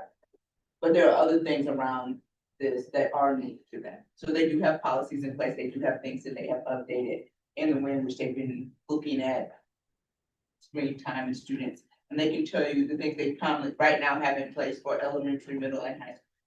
That is what they can tell you, and they can tell you what any adjustments that they are planning to make in the future, particularly the next fiscal year budget and those kinds of things. But he was also, it was like, this is not an area where DCPS thinks they are perfect, but it is an area where DCPS is shooting to be better. So that is what the test, but they can do that in writing. I don't know if, and if particularly you can always come back with additional questions, but they can definitely still give you that in writing. So maybe that's helpful if you want to use that to help inform the questions that you come up with your national experts. Like, are these practices aligned with what experts feel are best for young people, like those types of things? So I don't know if you need him to come, or would probably would be him, whoever is over technology policy, because I think there's multiple questions around student data security, then about screen, there's multiple questions that branch many different people at DCPS, not just, there's no student data is in one camp, and then screen time and stuff with devices is in another, people manage that. So they do have information. Did you make a motion? So then given I think the important points you raised, we should have that locked in for October. So the motion I would move in at this time is to vacate the August public meeting, expert panel. We do the roundtable approach instead. We stick with what we have planned for September, and then we add bullying, as an October expert panel. I would ask for a second on that motion. Okay. All in favor, say aye. All right, unanimous. Okay, fantastic. Try to pick up speed as I said. All right. Although we do know that this next week we don't. Will it be on the date of the currently scheduled? No. Okay, yeah. It's not, no, we will have a public meeting. We don't need to vote on that date now, just. The date will likely be the CCLR. That's what I was same asking. Committee meeting, we Yeah. already have the draft resolution in our committee. And so that makes sense. That's what I was I would just like to note that, I do not hear a board decision around the intentionality of bringing in broader voices. And so I do think that's something that, even if it's not discussed tonight, we can figure out in other spaces, whether it's email or, because I'm gonna be very, frank. If folks have not come, to our public meeting with other voices, then we can't naturally assume just because there is a, topic that is this, that they will come. If I know, actually, my ward is actually the ward that is worst off when it comes to the digital divide. It's not Ward 8. We have the most disconnected households. I would not feel comfortable saying that if we have a roundtable and invite the public, that will be advantageous to the folks in my ward who have the most technology issues. I do think that is something we want to think intentionally about to diversify the voices. I just want to be very clear that while I think the expert panel moving to a roundtable is a good idea to bring those voices in, I do not think this addresses that, and I do welcome us talking about how to address it. And I think that would be a separate conversation, that you stepped up by proposing the roundtable to get around this technology hurdle. Correct. And I don't think you'd have time within that committee space to be able to do both, so I think. Nor do getting the I think that experts is the right vehicle. It is literally counter to, at least my sensibilities, to say to folks, if you are having, come give us perspectives around having issues with technology in a virtual space. Yeah. That does not seem to be, that does not seem to be lessening, you know, hurdles or challenges. So I do want us to think intentionally about that. Okay, well, fantastic. That was a thorough discussion of that. So we'll move on to Roman numeral number 8, which is new business and other discussion. And item A is the Mikvah Challenge Summer Fellows presentation. So I am definitely excited to hear this. And I want to specifically thank our 2 Mikvah Fellows we had, Logan Thompson and Owen Carpenter, for your work on this. It was really exciting. It looked like you guys could make a lot of great contacts and to advocate for approval of all the work that our students did and the plan for the SAC that they're put forward. So we're excited to hear your presentation, and I'll turn it over to you now. The floor is yours. Okay, hello everyone, good evening. My name is Logan Thompson. I'm a rising sophomore at the university and a 2025 graduate of school level. Good evening, everyone. My name is Owen Carpenter. I'm a rising senior at Benjamin Banneker Academic High School. And also we are the instructions of the state negotiations. Okay, just to dive in on our primary project this academic summer, our primary project is centered on analyzing the SAC's annual report, identifying its key findings and recommendations, to which we then made a one-pager, which I believe is in your all's folders, and then sharing that one-pager with DC council members. After those meetings, we developed a debrief document to kind of summarize that information and capture the feedback and the lessons that we thought would be crucial to bring back to the SAC. So during this process, as Logan said, we met with 6 council members Allen, Pinto, Crewman, Parker, and Bonds, as well as staff and council member Denise Lewis Georges and Chairman Mendelson's offices. These meetings gave us valuable feedback on the SAC's recommendations and findings, specifically on the topics of college and career readiness, mental health, school safety, and school meals. We will take this feedback to the next SAC for them to consider. Okay, to jump right on in our first topic, I'll start with college and career readiness. Originally, our conversations around this topic kind of shifted from expanding college and career opportunity earlier on in high school journeys for students to ensuring that existing programs are actually implemented equitably and made accessible to students all across the district. Specifically, Councilmember Fruman encouraged us to think more so about the oversight, asking whether OFSI and other LEAs are implementing these existing college and career programs as intended and whether students are benefiting equitably across. For the board, this highlights the importance of your all's oversight to ensure that students are having this consistent support throughout high school. So, on the topic of mental health, a point was brought up multiple times during our presentations was being the lack of resources in schools across the city. This includes a limited amount of mental health professionals on campus and a lack of funding for mental health resources in every school, even if they do exist in some. Council members Bonds and Henderson especially agreed with us that having personnel on every campus is important, and that even if that role looks different based on the age of the student, having these individuals to make personal connections to students regardless of the mental health challenges that they're facing is beneficial. So this is important for the board because you all can take a key role in oversight and advising costs to increase its budget for more mental health professionals. Okay, and for our third point, our conversations surrounding school safety emphasize the importance of understanding the specific student concerns that students within their schools are experiencing, rather than treating school safety as just a broad issue as kind of presented in the SAC annual report. But then talking to some legislative staff, they challenged us to dig deeper into what the SAC report actually meant by school safety, rather than meant concerns about violence, student-to-student situations in schools, communication after events within schools happen, and staff accountability. And for the board, I think this serves as a reminder to continue to make sure that you all center student voices so that those issues and conversations surrounding school safety, students are informing that on those topics. And lastly, on the topic of school meals, when school meals was brought up in our discussions with council members, almost every one of them became interested almost immediately in the concerns of the SAC on this topic. Multiple members reinforced that improving school meals quality and portion size was not just about that issue, but that it will require better oversight practices, including making sure that student voice is better reflected in this process.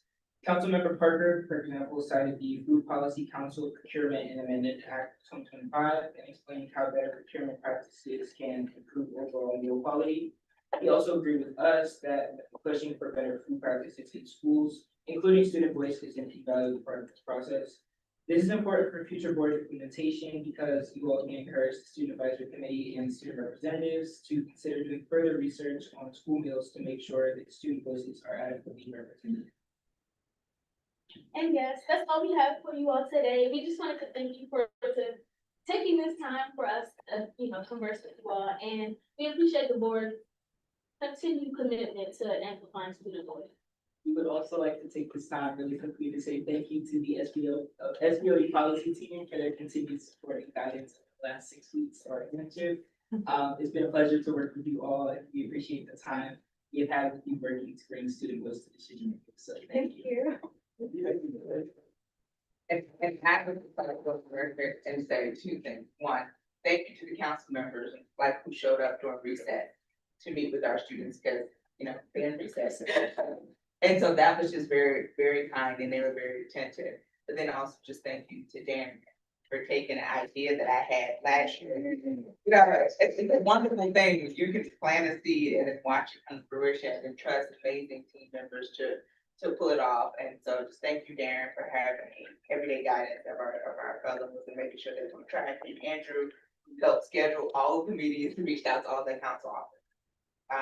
This team is doing a remarkable job. And so I just wanted to say thank you, because that's a lot for 6 weeks. That's more than what most people get done in 6 weeks. So thank you all so much. Also, not to flex, but that was just only one of our projects. That's the primary. Secondary and tertiary projects that they took on. They are, if ever there's a need for future SBOE employees. So, you know where you are. Thank you very much. And anyone have questions, at all? For your So wait, I should have a question. Thank you both for the presentation and for building on the work that we've done and for the staff for your role and support that. One thing that I heard that I just want to flag for all of us in many of these areas was like increased oversight. And so I'm just wondering to put it out there as we move into 2027 year with new council changes, new mayor, if there could be some advocacy for a standalone education committee to be able to conduct that oversight, that I think we are could benefit. So not just a note, nothing current.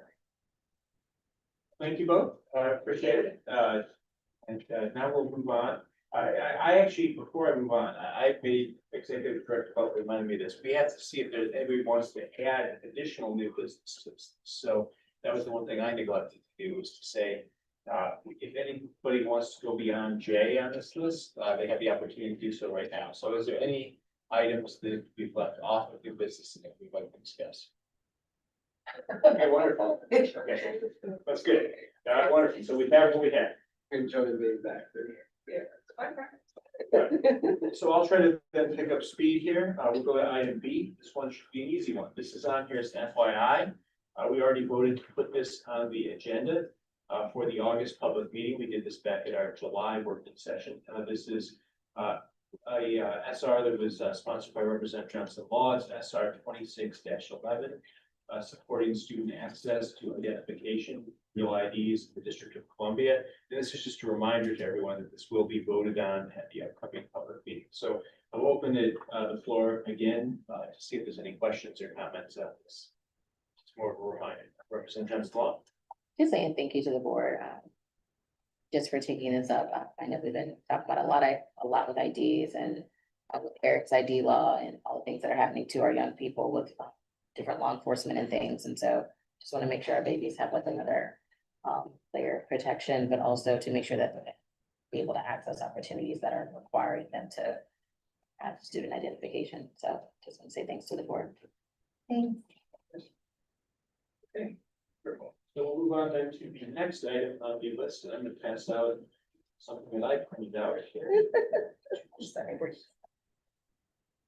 This would be item C, which is supporting restoration of the district's school resource officers. And this is the commitment I made to you, Representative Johnson Law, to pass out the sheet that we discussed. So here it is. Yes. So So people can see.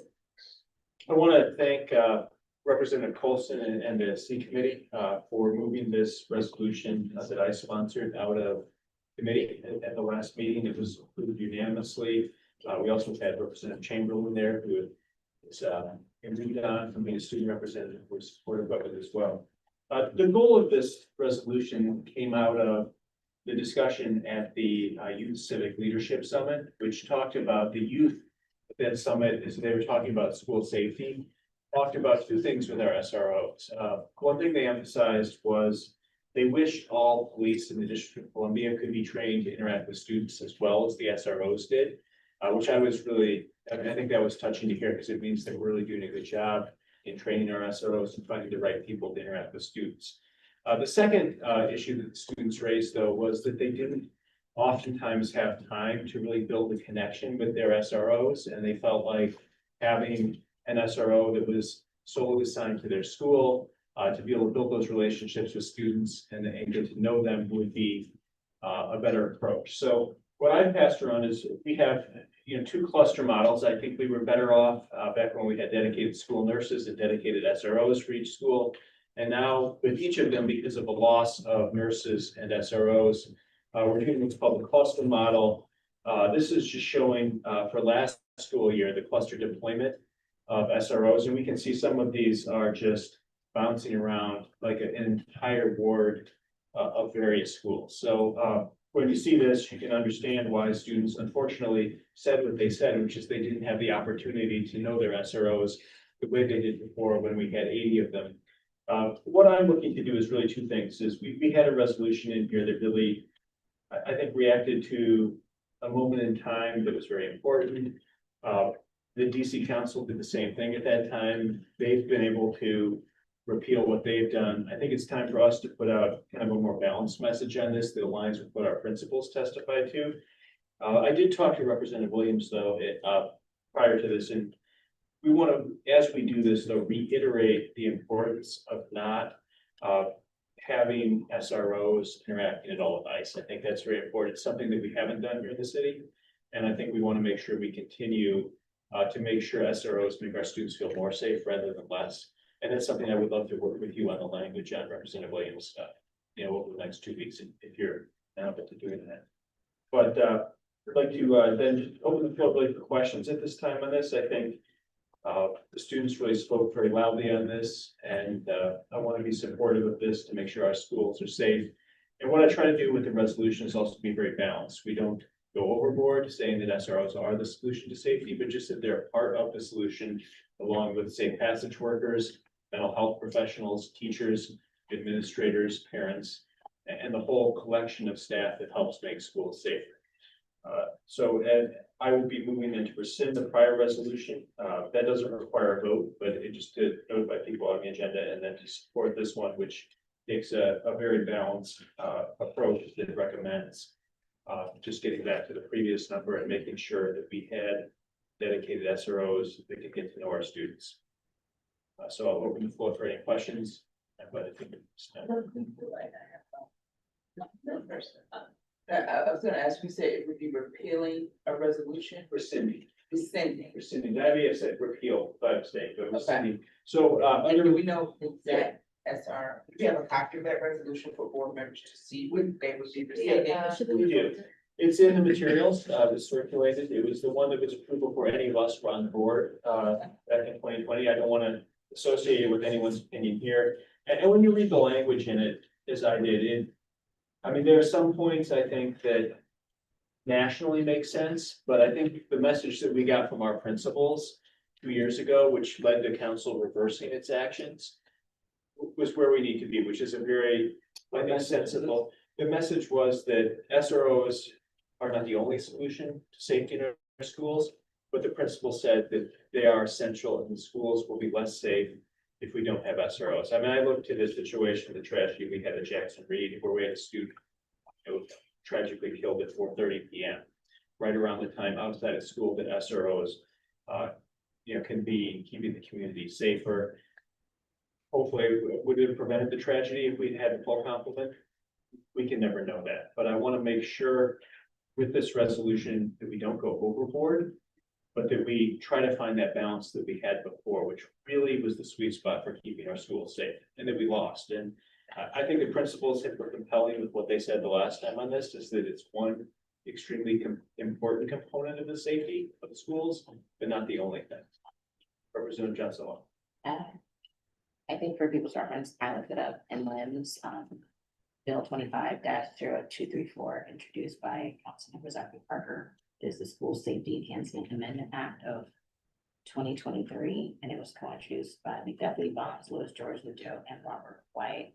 And at the time, was sponsored by Councilman Gray. If folks are interested. Speaking to Mike. It's Bill 25-0234. If you go to LIMS, School Safety Enhancement Amendment Act of 2023, it was introduced by Councilmember Parker. It was co-introduced by council members at the time, McDuffie, Bonds, Louis George, Nadeau, Robert White, and then co-sponsored by Councilmember Gray at the time. But right now it says it's still under council review. So. And what's the number on that? The B25? Yeah. B25-0234. I just wanted to look it up. Because when you reference council, I wanted to know specifically what was council looking at, what was the bill, what were they? So both of the SRO resolutions refer to the Budget Support Act, and then I think what Councilmember Parker put forward was additional enhancements outside of that. So the repeal of SROs, where we lost 75% of them within a year, and then the subsequent repeal of that legislation, both occurred within the Budget Support Act. Okay. I think this is something that Councilmember Parker is putting forward to try to enhance security at schools and improve safety. And that's something that, I think is still active. It's something that certainly I would be interested in working on too. Representative Thompson. Sorry, I think for clarification, so the first, resolution you referenced is the state board resolution, from 2020, but the state board, went on the record. And so that is in our materials. Then there are the council actions that Representative Goulet is referring to. And he is saying that since the 2020 time, there has been at least one action by council where they have started to walk back their 2020 actions. Now, I don't know, because I have not mapped out where all those things lie, but in listening, there's actually several different pieces he's referencing. Some of them are board and some of them. Yeah, and Representative Johnson Love, what I do is I provide kind of a play-by-play of the timeline of where the council took action and then repealed its action in the resolution. So if you look at SR 2612, I try to lay out that chronology of how councilors are responsive to the concerns of principals about safety in the schools, and they repealed the decision to eliminate SROs. Which is all we're really doing with this, is we're saying that they're an important part of the system. Why is it necessary to rescind the previous? Yeah, that was going to be my Yeah. question, because the previous one, it says to recognize, they talked about new police, but like the essence of this, so now therefore let it be resolved to protect the safety and humanity of students of color and create support. And why don't you want to go on right there for saying that? Well, it's not, That's a different, because it's you're sending the full resolution, which says other things than that. I mean, yes, it- but that's it the recommends- therefore let it be resolved. Well, it recommends also in that therefore eliminating SROs entirely from schools. I mean, that's what the recommendation is. I'm fine with letting the old one stand. If people would rather just let that lay, we'll let it lay. And let's just try to put something that's more moderate than on the table. I don't think we need to go back and be antagonistic to a previous version of this board. I think it used language that I think is troublesome in kind of condemning our SROs here right now, but I think we can make a statement that's much more moderate. Well, I apologize. Representative Henderson, then we'll turn to our students. Thank you. I want to say another distinction that's important to me is SROs within the building versus SROs who are responding to incidents at schools. And I want to reiterate what Representative Goulet, you said that Representative Williams had raised, which is a big issue at some schools in my ward. A big concern, a top concern, if not the top concern, is about the attendance of members of certain populations to whom increased law enforcement presence could be a deterrent to attendance. And so I want to make sure that we are taking account of that. And I would also note some of the things that you, Representative Goulet, mentioned as reasons for bringing this forward now were not in the draft resolution in terms of feedback that we heard at the event this spring. And I know, the views of school leaders in my ward are not universal in terms of SROs in schools, and I'm not sure what exactly we're talking about in terms of in school or assigned to schools. Yeah, so I'll be glad, is that a question? So for me. The last part is yes. So what I circulated here, which I apologize, you're gonna be benefit to see, is this showed the assignment of SROs to schools. I mean, previously we were able to have an SRO that was actually stationed within the school in most schools, and then also then has the right to patrol outside the schools. Because the great thing about having an SRO versus private security is you have additional authority. So if the SRO, has to walk outside the community because they hear there's a concern about a student being jumped or a concern about being drugs or weapons, they have the authority to then move outside without then having to necessarily alert other officers. They have that ability to do that. I think also another thing that's important to note is that when you have these SROs that are traveling about, they are still inside and outside the school, but the inside presence, the ability to build relationships with students is what's really lost. And I think that's what the students were getting at. And I can just speak to my ward on this. I have an SRO that's assigned to Deal, MacArthur, Ellington, which is in obviously Ward 2, Hardy in Ward 2, and School Without Walls. So it's assigned to 5 different schools that really span a geography that, is really, you can't control that. You can't get to know students if you're just driving to and from school. So you're just responding to the incident instead. So I think we need to get back to what the goal was before, to have an SRO that students got to know, build a relationship with. And that's what worked. That's what principals said they wanted. And unfortunately, we lost, as I said, 75% of the program in a single year. And then we're left with this right now, which is a cluster model of SROs having to travel around and not build those relationships. So. And is there any analysis by the committee about potential effects on attendance? I mean, that was not something, I don't want to speak for the committee chair, that was not something we discussed in committee, but I would be glad to work with you and Representative Williams on that. I think there's 2 things that we can be sure of. One, we have an incoming mayor that said they do not want to have MPD collaborating with ICE, so I don't think that's a concern with that statement being made. The second thing, though, is that we haven't seen or heard any SROs that have been coordinating with ICE in any way. So there may be a perception out there and a concern, which is very real, and I'd be glad to work on language with you on that. But I don't think there's been any direct evidence that there's been that type of relationship. I think our SROs, and we will hear from some at the upcoming public meeting. I mean, they're there to keep our students safe, and I think the benefits to having SROs, as the students talked about, far outweigh, concerns that may be there and are very real. But we've got to try to find a balance on this.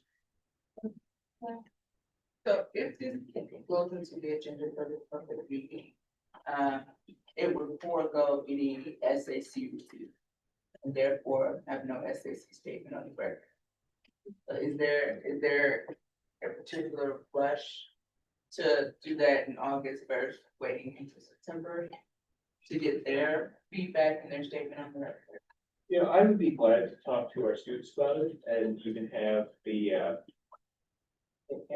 an opportunity for maybe they'd be able to meet with some of our SROs. So I think that would be a good opportunity. So I would be glad to move this rather than move it to the August agenda, to move it to then the public meeting in September, so we can actually then talk to the SAC.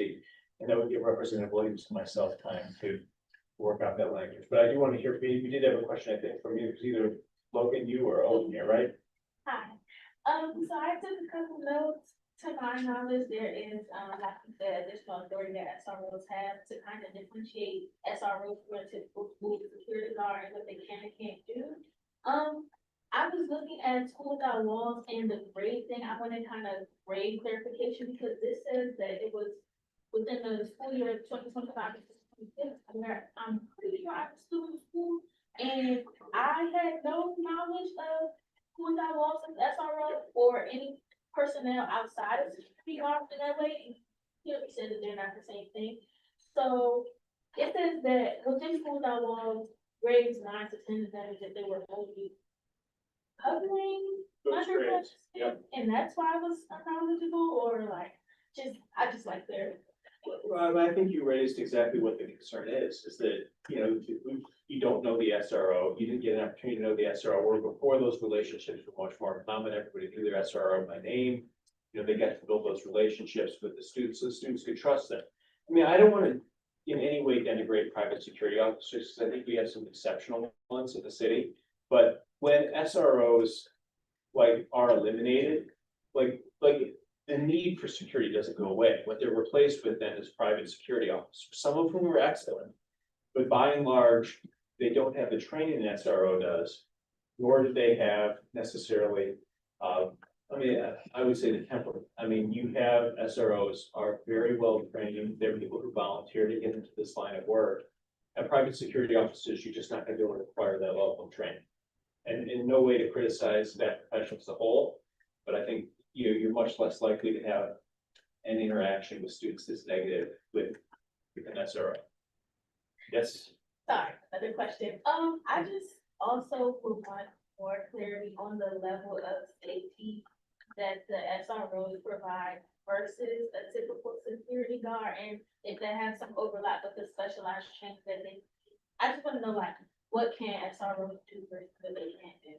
Well, I think that would be something that we can now, obviously, the additional things that they would have is more jurisdiction outside of the school. So, and I think that's a very important distinction, is they would have the ability to go outside if they hear there's an issue on Metro, if they hear there's going to be an issue in the community, you know, connect with, say, passage workers and make sure students are safe getting to and from school, where you wouldn't necessarily have that for private security that is much more centered at the school and within their contracts don't have the same authority that an officer would have to keep children safe throughout the community.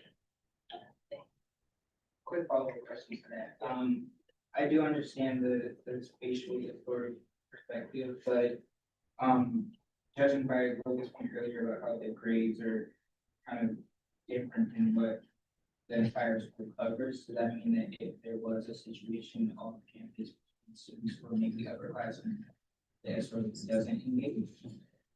Yeah, I think that any SRO could be called in, like, let's say that there was a fight, like a large fight, between students, there's a safety issue. I mean, the SRO could still respond if there was an incident of violence at the school, as any officer could. But like, I think this is looking at the traditional coverage patterns of that SRO, and that would not be traditionally covered under the regular scope of duties that SRO would have throughout the day. So, any further questions, Representative? You asked if we want to take this on, would folks feel comfortable taking a vote and then we can continue the conversation if we want to bring this up, yeah. And if not, I'm happy to talk with you about it offline, but I get one here. So at this time, I would actually ask for a motion, because I think having an essay, I'm sorry, Mr. No, no worries.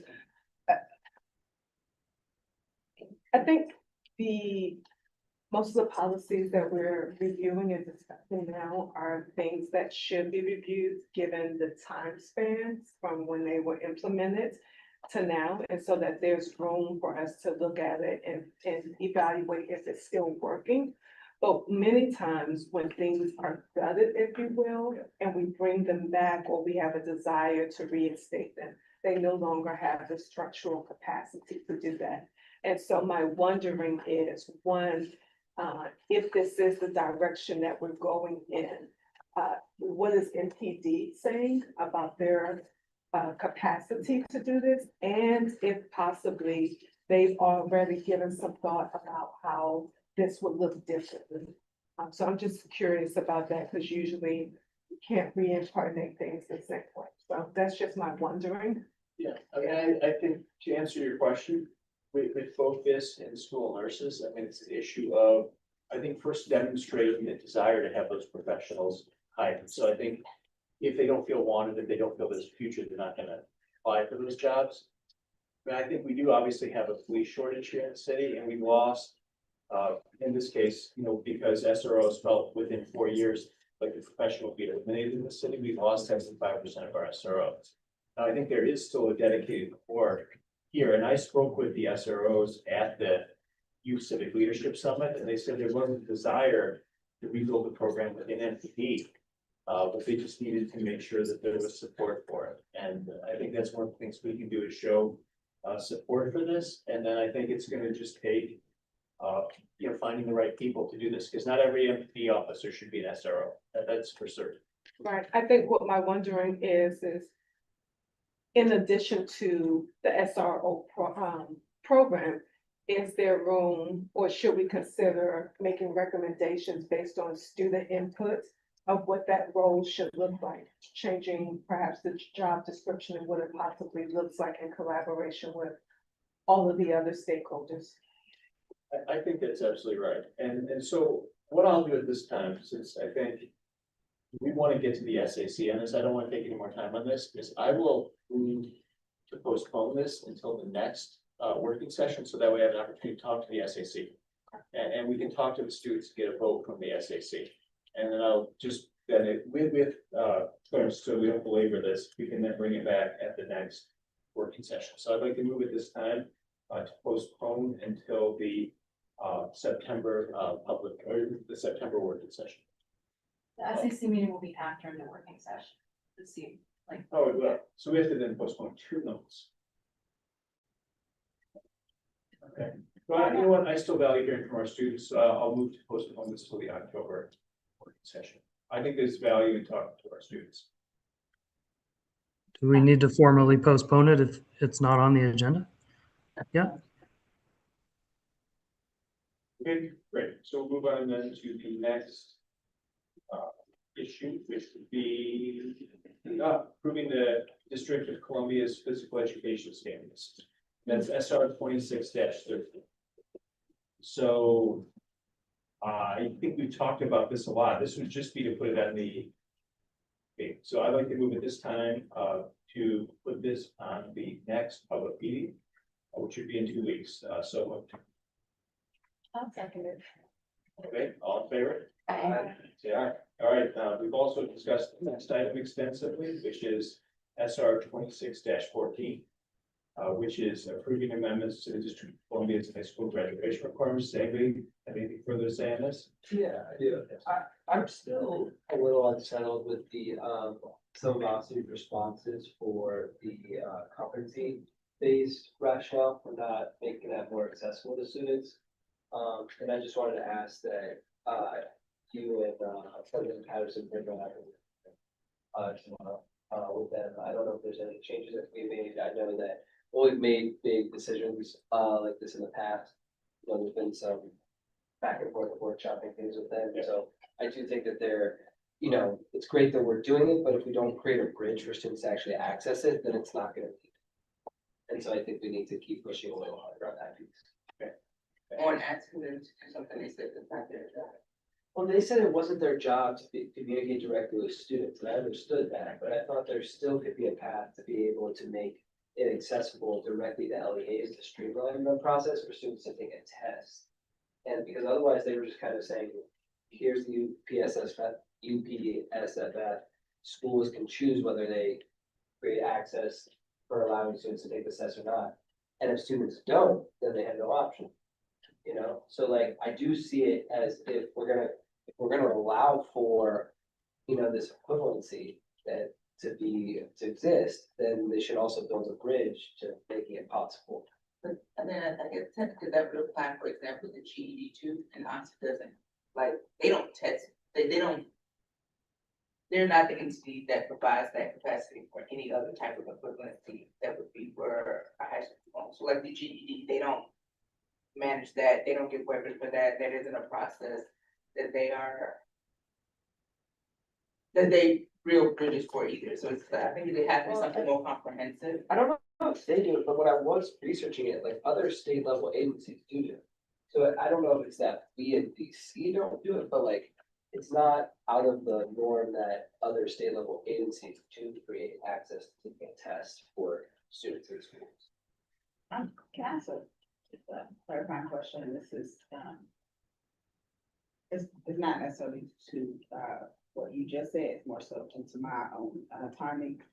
Are you talking specifically about the competency-based credit for world language, or are you talking about competency-based credit for broadly? For world language. Okay. Okay.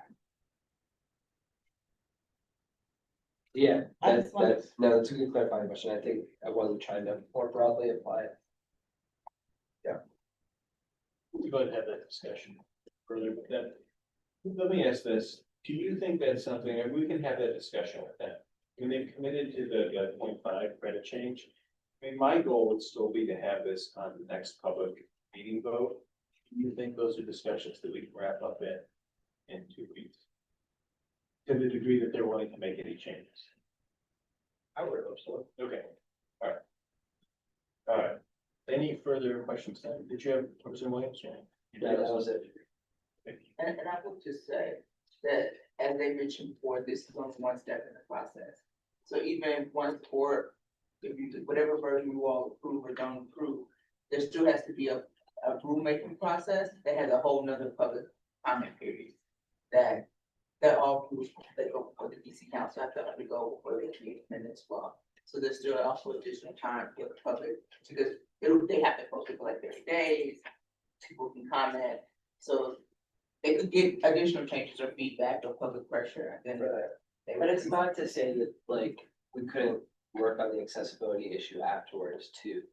I just think that that's, you know, important, and particularly with the, you know, the main rationale that we're revising the graduation requirement is to, you know, provide students with more foundational skills and knowledge. We'll make sure that we're, you know, really pushing them to action. All right, so I think everybody was confident we could work through the issues in 2 weeks to the degree possible. I would like to move a motion to then put this on the public meeting for August. So moved. Second. All in favor? I, Aye. Okay, fantastic. So we have SR 2613 and 14 that's on the agenda. Okay, next item, I'm going to turn to you, Executive Director Butler. This is the NASB High School Transformation Statement. Let you take it away. All right. Well, you all should have a stack of staple things in front of you, but I sent out an email earlier in July about an opportunity that the state board had been given from NASB to apply to be a part of their second cohort for high school transformation, which is a cohort of state board from across the country that will be working with not only NASB, but their team of national experts who are helping fund this work for them to participate. And it's since that time, from the members that we did hear from, Representative Thompson, Representative Johnson Law, we then set out to have a number of conversations with partners, including DCPS, OSSE, DC Policy Center, the DC Post-Secondary Success Collaborative, and the DC Charter Alliance. And we had individual emails, we had individual phone calls with these folks, and then we had a group meeting to discuss some potential projects, because what we did not want to do is to write a proposal and have it step on anyone's toes, or like make sure that it's building on work versus duplicating work that people have already started or doing, and that it could be value add to the DC education ecosystem at large. And so, based on those conversations, we were able to put together 3 potential scopes. And I sent these out back to the department on Monday.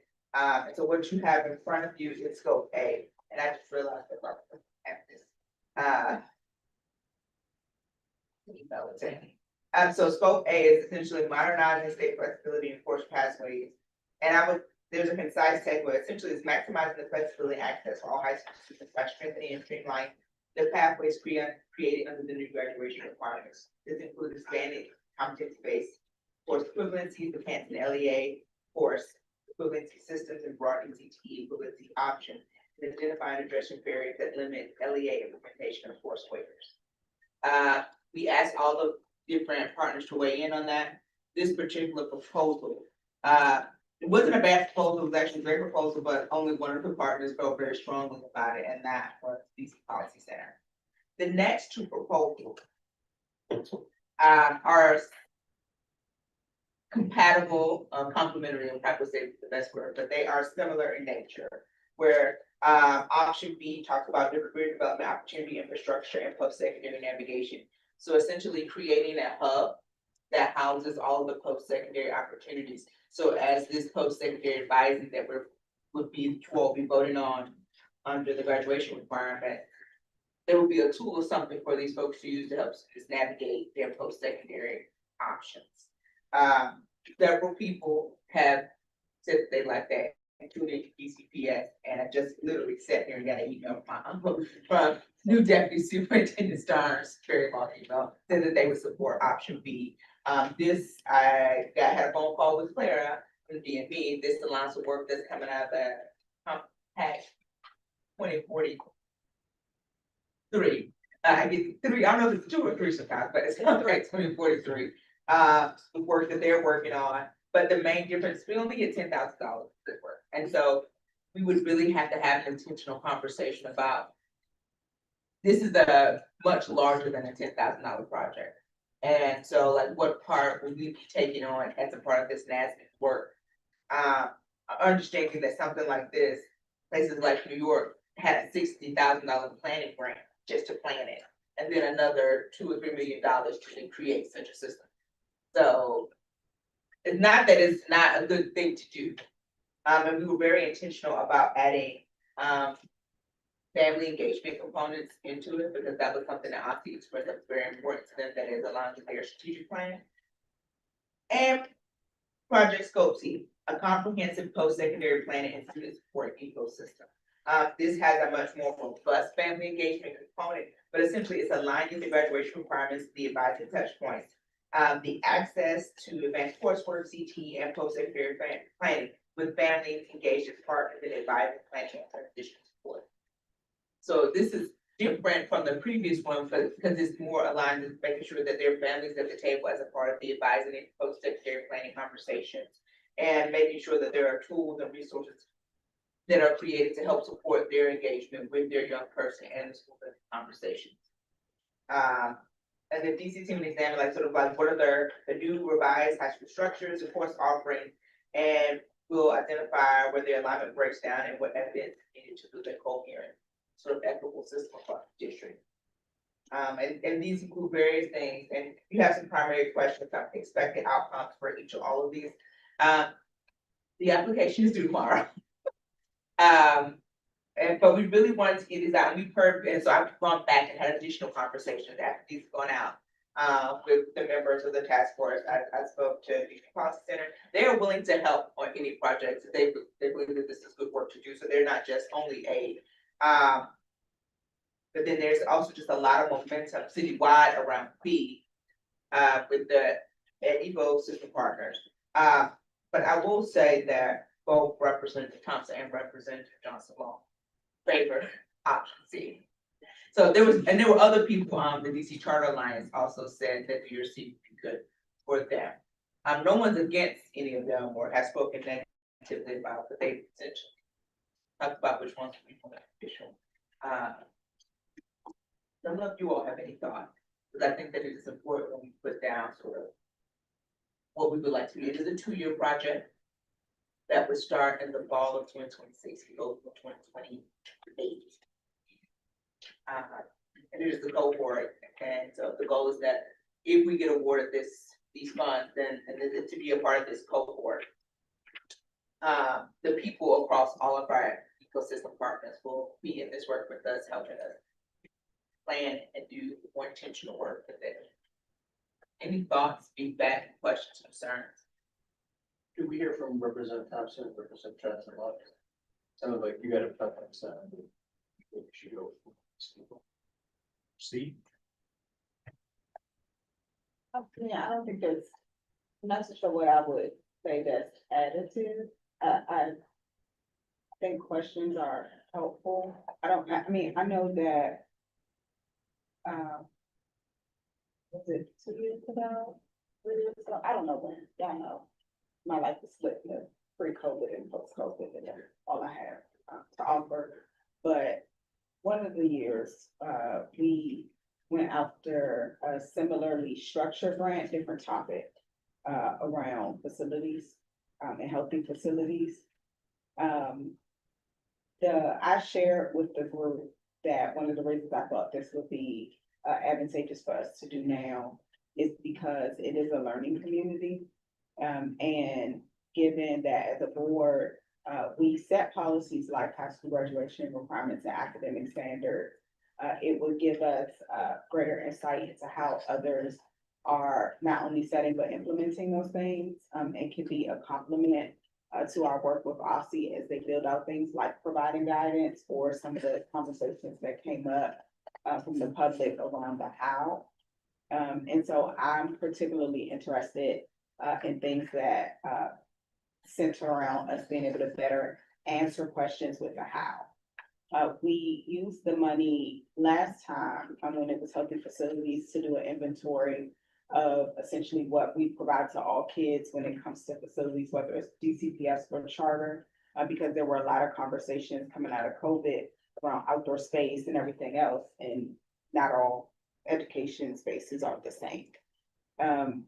We used that money centered mostly around a contract to someone who could do the research for us and compile like everything that was on the book, so we would know really like what was the floor for facilities. I would assume that we would be able to do some additional contracting and fill in some capacity where there are questions that like all of the partners have, but I don't know what we're gonna pick. But I shared that as context so folks had an idea of like the type of work that could be done for $10,000 to exactly Director's point around like the actual building of the system that's completely outside of our price point. Maybe we could put together like a template for a guiding thing for, have something that would, I think, be a precursor to starting that process. And that's what, as long as the backers of these are aligned, most aligned funding.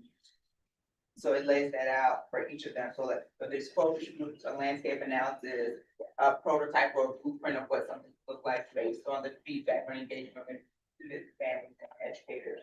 To convene some of these partners together to have people more intentional conversation. This would essentially be what consultants call phase 0 planning. So before you actually start planning, what do you need to know to do the planning? I thought it was a great idea to continue the work, especially since we are, this is like fresh work with the graduation requirements, and as we are trying to roll out this work, like, again, what's the best way to like align it to make sure that it's implemented in a great way?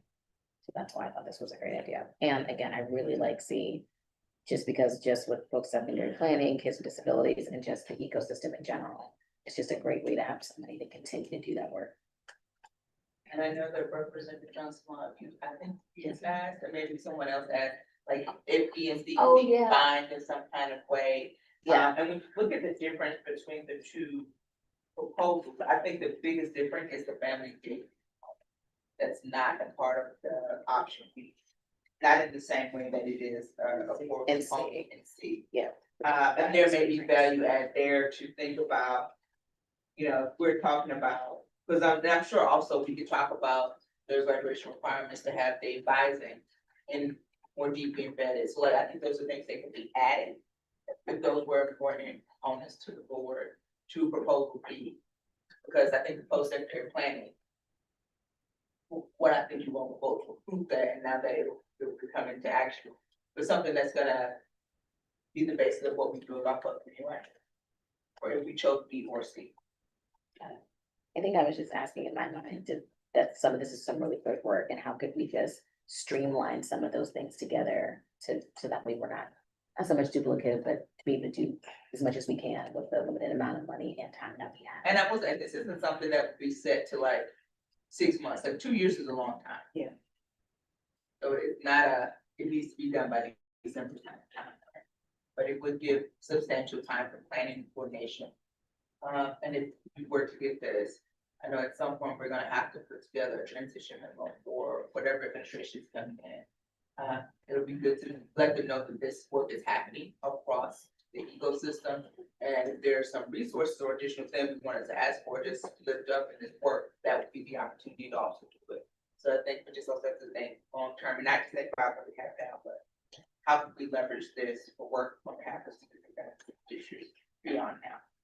Yeah. Can I ask along that line, I guess to any of you have been involved with this, with the new administration coming on board, do we, like, because any of this is gonna require partnership, working with the mayor's team, I assume, and, like, do we have any inkling of what the new administration would prefer to work on with this? Because that's gonna be, I think, success in this, it's over 2 years, right? And success in this is gonna be contingent upon, you know, working with the administration. So like, is there one they favor? Or do we have any, like? I think right now, for me, like from a timeline perspective, technically, these conversations need to happen after November, because there's still technically, we're in the middle of the election cycle. And so, yes, we have a Democratic nominee, but there's still, we have to get to all the independents. Now, I'm sure we all know at this table that there is a presumptive person. Yeah. But I think just for to be a stickler for a procedure, I think this is a conversation we should probably have after the November election. We do need to just pick one today. So Yes. executive public, you're right. Well, yes, we're doing that today, but as far as like talking to someone, I mean, can we talk to people who are running for office and how they feel about it? I was mean, more thinking, has like anybody taken a position on any of these that would indicate, I know they, like, we can't formally talk like a transition committee, but like how does it say, has the presumptive mayor said? I've had, Claire and I spoke about the CP yesterday, because they also think about transition. Is that from what they have seen on websites that, at least from the Democratic nominee, there is a mention of a career hub. In terms on their education page, and there could be some alignment there, but no one had spoken to. Like specifically who's involved in the campaign or the transition about this particular project. You actually read my mind, because that's what I was thinking, when I saw like, let's say you have a 2-year proposal to create a centralized career hub. Like, let's say the new administration comes on board, they've got a million things to do, and that's just not a priority of theirs. Like, I was worried that like in the middle of the grant, it would just get dropped, like, so.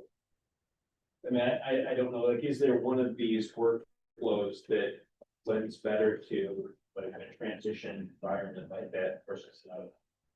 I think that is one question to ask. I don't know if that's no, I think also without like impact versus like thinking about the students and families on the other end also. I mean, I think my honest answer would be, yes, you can, I mean, as given my familiarity with the platform, I don't think there are any of these that they would actively be against. I don't think anyone, including the presumptive nominee, will be able to tell you like specifically I would prioritize this. I do think that the right steps have been taken with the partners based on what is existing work, what has momentum, not just from government partners, but like philanthropic partners and others, which I'm sure is what the administration will also take into consideration as they set priorities. And so I would trust the feedback of the partners around B or like centering around B or C, both because they do not conflict and in some cases complement platform of, the presumptive nominee, but also, because they are very well versed in the ongoing work and some of the opportunities, that will be coming up in the absence of us, having our new mayor elect. So we have two members who I think have, as you said, prefer option C. The fair statement.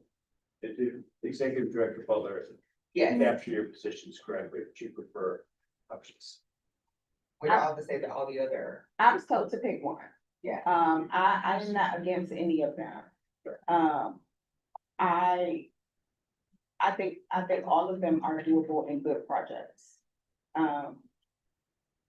Yeah, I think all of them are doable and good projects. I think the caveat would be if it was to be B in particular, I'm leaning very heavy into it would be phase zero, planning because of the scope of B. And the amount of this grant, which led me to say C was a better choice. If it's not knowing what other additional resources there would be. Now, I also know there is time, energy, interest in doing more around careers. So if we could, which I don't know if it's always our strong suit, but if we could lean very heavily into being specific around our scope of work, then I think, he might be elevated to my first. But if it was a question of like, I wasn't asked to rank 1, 2, 3. And so it would be a very close 1A, 1B. Is there anybody else who would like to advocate for one of these versus another? And I will say, one of the things that Tara sent me is that Compact 2043, they have an advising group. Yeah. And she sent me all of their work. I'm not in that group. Jen has been participating in that group. Like since the beginning. And so, but she sent me their latest PowerPoint where they are and they've already done some landscape analysis, some research, which we would have to duplicate. So like there is, I would say 0+, maybe not all the way to 1, but there is something work that's already happened here, which would then be able to take some of that. Oh, again, I think the tightening of the scope. And I still would love to see how we can work in some of the family engagement components that's in C into B. I think that just makes it stronger, and I think that is also looks at the strength of what in addition to this policy there. I really think they have a strong. Yeah, I mean, I'm what I'm hearing in the discussion, and I tend to be a bottom line kind of person, is it sounds like there is, this is due tomorrow. It sounds like there is support for BNC. It also sounds like it is possible to incorporate the strengths of both and maybe refine our scope in a way. If that is something that the board is supportive of, we can give the staff the okay to move forward. I would also just caveat something that I said to Director Butler, but I think it's helpful to know.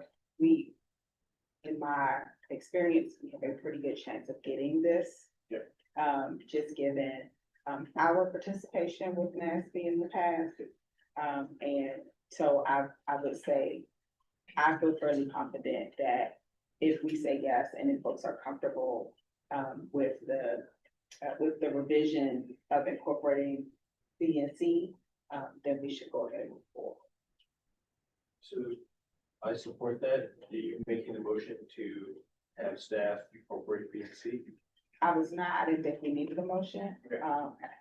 Yeah, but we do have to vote on the model. I would be able to vote. I think we need to give, because it's just an application. It is not, it's still, they can also make, hopefully they won't not choose us, but, I mean, if it is needed, I'm happy to make a motion, that we move forward with that NASB application for submission tomorrow. With the, giving staff authority to look at B and C in the application version of those two. Yes, if we're gonna write a longer motion, but I trust them to do the thing. I do as well. Okay. So I second your motion. All in favor? Say Aye. Okay, great.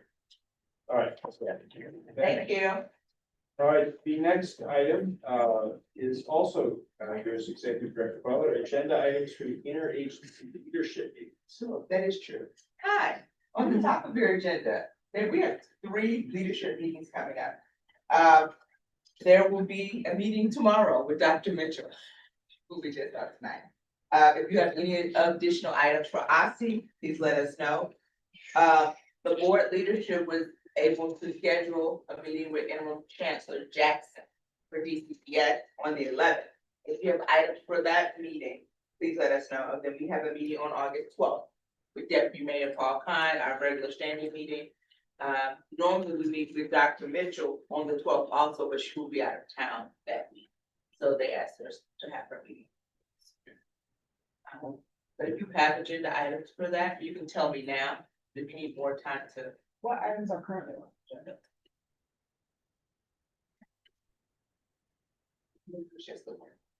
For OSCE's meeting, the things that are currently on the agenda, obviously, if there's other graduation requirement things. There's an invitation to talk about the NASP project, because up until now, we had not gotten their feedback. And then the last thing was we received an invitation to go to an AI leadership meeting of some sort. From Josh Booth, and so board leadership wanted to get a sense of like, is this the work of the city? Is Josh working on behalf of them, or is this a separate independent project? And just to see where I stand, like if they were sending staff, or if it was, yeah, talk about that. Those are the 3 things that are on the OSCE meeting. Can we go through the other 2 just so I think they wants to add additional things? We can do that. Those things on the OSCE. So if you all want to think about OSCE, I'll just pull up the other 2 that have.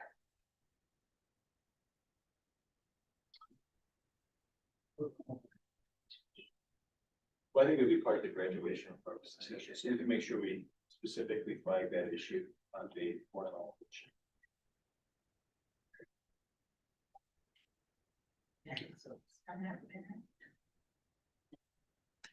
Currently for the DMV meeting.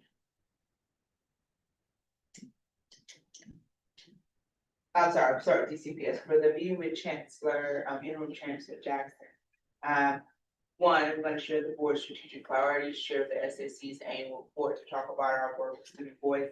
Ask Dr. Jackson about any priorities or goals for the upcoming school year. Then I have sort of a other issues category, which includes nursing, proficiency, and technology.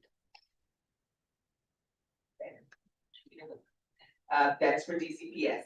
For DME, we wanted to discuss the new school safety office as one of the things, and we're waiting to see if there were other data after the working session. Anybody have anything they'd like added to those? Yeah, I don't know where this goes. There are 2 things. So one, to Michelle, I had asked for the answer with Dr. Jackson. Around just kind of like the DCPS employees. Yes. Item J. Discussion. Yeah, cool. Okay. We're gonna put that on there. Yes, and then I don't know where attendance falls right now based on like DME or DCPS, or if it's worth kind of bringing up. Well, it would be, I think the Everyday Counts Task Force is still DME. Right. And if it's easier there. And there was recently an attendance summit. Yeah, there was, and that was also. Yeah. And so it might be helpful to get an update. That at the DME. I would put it with DME. Yeah. Great. Make sure we discuss that, get an update of how the summit went, and report back to the board. Well, yeah, I would say how the summit went and any opportunities for partnership engagement. I think one of the things that I thought about when we were talking about the resolution earlier, Representative Boulay, was we had the larger youth town hall with MICFA, and several of those items are like outstanding commitments. I guess I do wonder what our plan is to keep those commitments, and how we're like tracking that work as a board, because I know safety was one of them. And I'm wondering if the things you raised in this resolution should be how they should be integrated with like that larger work, you know, like I think. Yeah. Yeah. I mean, that's a good point. And we also had mental health, and that kind of syncs up with what SAC is doing too. So is your goal to put this on like an agenda to discuss with DME or more here? What do you think? I think my goal, and I am thinking out loud, I think that as we, some of the work to keep, like DME was a partner Yeah. in that. And as we have the external meetings with leadership, and our partners, being able to, update them, and hold them accountable, and collaborate with them on that work should be, on those agendas. And I am deferring, to leadership to kind of be proactive around, tracking that, with the different parties responsible. So would your goal be, so I know like a variety of public officials were at the Youth Civic Leadership Summit, and like some of them gave written commitments to do certain things for the youth, and then included some of the executive team. So is what you're asking for is to make sure that for the commitments that were made by leadership within the executive, that we follow through on those commitments through these leadership meetings to make sure that they're following. When appropriate, like I would imagine that as that work continues, especially given they were a partner and they were there, that we would surface some of those things during, just like if, you know, we know that Aussie is doing high school graduation requirements with us. And then the question becomes, what do we need to take back to get through that? I'm just noting that because you brought up this particular issue, which I remember was part of that. Yeah. And because we're being asked about what should be on agendas, that one of the things that I think we should always keep at top of mind for those opportunities is the commitments from that summit. That's all. I was trying to keep my commitment today on the SRO thing. I know, but I think it, so I think it is part of the Yeah. larger. Yeah. I feel like if we pass the SRO resolution without the larger, there's some folks who I know, are picking and choosing, I'm so. best even. And I am, I played favorites on that. You said that, yes. So we'll make sure that we track it. I think, Darren, you have the list of the commitments, right? Well, The- the yeah. big people have to listen to it, like. Yeah. Right. Yeah. And they're, oh, Brett, no, you got it. No, like there was a whole conversation with the Midway Challenge, like we did a debrief after the event. And so they had people write their own stuff down so that they could track them and then they could follow up with people. But with that said, one of the discussions that we had in that debrief with the Midway Challenge is that we want to do it again, like with them next year. But we also don't want to wait until January to start planning. And that we've embedded this into the work that the SAC doing. Right. When they like return. So that we aren't waiting till, because by the time the SAC was brought on board, they've been doing that, they had their own research, they've been planning, they had their own annual report, they had their own set of body of work. Yeah. That they were already doing, and so we want to be more intentional about interconnecting the two at the beginning. And also potentially creating a space and platform for like the state board just to hold, like, there's the YMCA Youth in Government, there's the Make the Challenge, there's the SAC students. What does it look like to just bring those young people together? Because sometimes they are the same people and sometimes they're not. Into like just one like social event if necessary too. And just to follow up with the commitments, what we have, we don't actually have the final versions of it. We had the commitments that they brought. Remember, then we went to separate groups. We were adding on, they were gonna take it back. And then once they take it back, this year, part of the stuff is that they're gonna work on including those things, and then they're gonna present those back. Or at least that was the idea, that they were gonna present some of those back to committee. So what we have still isn't even the final one, so it's not much that we can act on right now at this moment. But it's still, good to think about like the overarching topics. We will You really mentioned that today. Is there anything else for the agenda? Okay, so we have the attendance summit and following up, you know, part of that work. For the DME, or the chance, the interim chancellor, for us, and any other thing.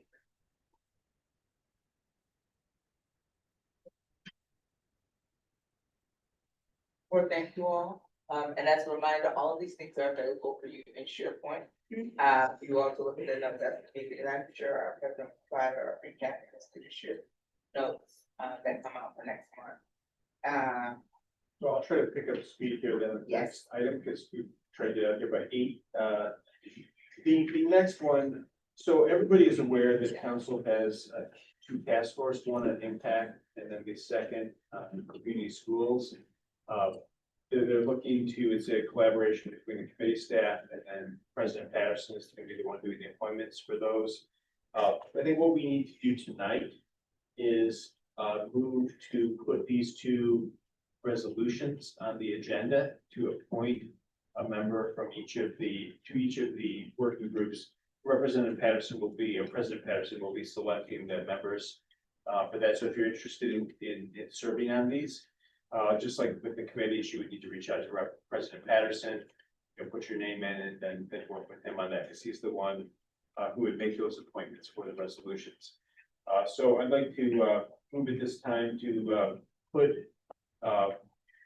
administrative resolutions for approval to appoint a representative to each of those 2 DC Council task forces on the next public meeting agenda, because we need to do that. Obviously, the name would be selected by President Patterson. So if you're interested, I'm please sorry, reach out to him. you're asking, so, I'm confused. Yeah. And, I'm assuming, I'm, spell out what I'm saying. Yeah. I'm assuming that this has to be done, at this meeting because we were given a deadline? Correct. Okay. What are the, like, are there things we should know about these bodies that we should be considering if we want to participate? Like, what the, like, Yeah. what are you asking folks to do? Well, this is something. I mean, I don't, Ideally, I always want to meet a deadline. Yeah. And I also always want to know what I'm saying.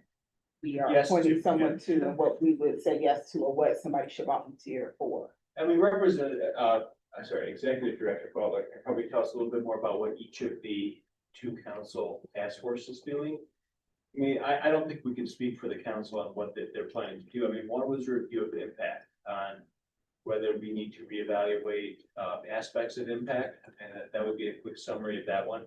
And the second was on the successes or modifications of community schools. Did you want to add more meat to the bone to my explanation of those? Or is that synopsis? I think there may be differences in timeframes, like and I will say, I don't know much about, I doubt they're both in the Budget Support Act that was passed by council, so we can get the exact detail. But for example, the Budget Support Act calls for the task force on community schools, they have to have a report by February, like middle of February. That is, I don't know if this is the exact same timeline for the teacher evaluation. That's the year. Yeah, so it's like, so there are different timeframes and different time commitments. Well, like, I just don't assume that after the task force, I mean, they've already passed it into law. So it says they need to have a report in February. They have a report in February unless they pass enough law saying they can extend it or something. But that one, I know they want to kick that off sooner rather than later because they do have a very quick turnaround. I think it's like 6 months. From now to February. It is 6 months. And I felt like the goal of each of those seemed to be that they were going to try to set them up when they got back from council recess in September and appoint them. They are trying to have the very first meeting of the community school work at the end of August. Oh, wow, that's even faster. Yes, again, they are on a very different, tight timeline. I'm not trying to think, I just knew it was some more stuff that we might need to be. Well, that was because I am more deeply connected to the community school work. I can ask more questions and more Just a closely. little bit of context of the impact August to, 31st, okay. based on the Budget Support Act. It's outlined that there's 14 the task force is 14 people. Yeah. They've identified specifically how, like, many individuals need to be chosen. Yeah, they got like so many from OSSI or. Yeah, I have the whole list. It's representatives from each of the unions too, so. it's Exactly. You, The CSO. chairman chooses one person, the chancellor chooses one person from the union, one person from chief, school officer, CFO, one researcher, one school leader, one central office person, and then one person from the state board. So like with everything, I think what the president's gonna appoint a person, like with committees, that's the appointment power there. I think in this case, though, it's done in consultation with the chairman, because the chairman, I think, ultimately has the authority to put the person in the resolution or not. So I think those would be discussions that your President Patterson would have with staff at DC Council, with the council chairman, to select members. But I think the goal with this is to make sure that we get members appointed to those task force who are interested in serving, because it does sound like the ship's gonna sail on one of them very quickly, and the other one, I can't imagine will be too far behind with impact. So that's something that they wanted to get to, like I think in September when they got back, so. Yeah, so I mean, the goal today is not to pick the person, it's to get these on the agenda. It's a procedural matter so that they can be voted on at the next meeting to get the people started. So we're not trying to get anybody locked in for names right now, but if you are interested in volunteering, reach out to President Patterson and put your name out there, and then you can, you'll decide who he's appointing for those positions, and then the vote would be the August meeting. So I'd like to move a motion then to agendize the 2 approval resolutions for each of these task forces for the August public meeting. So moved. Second. All in favor? Aye.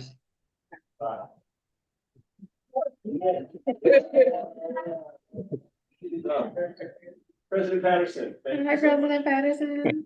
How are you guys doing? I just joined. I didn't want to interrupt during mid-conversation. Well done. Okay, wonderful.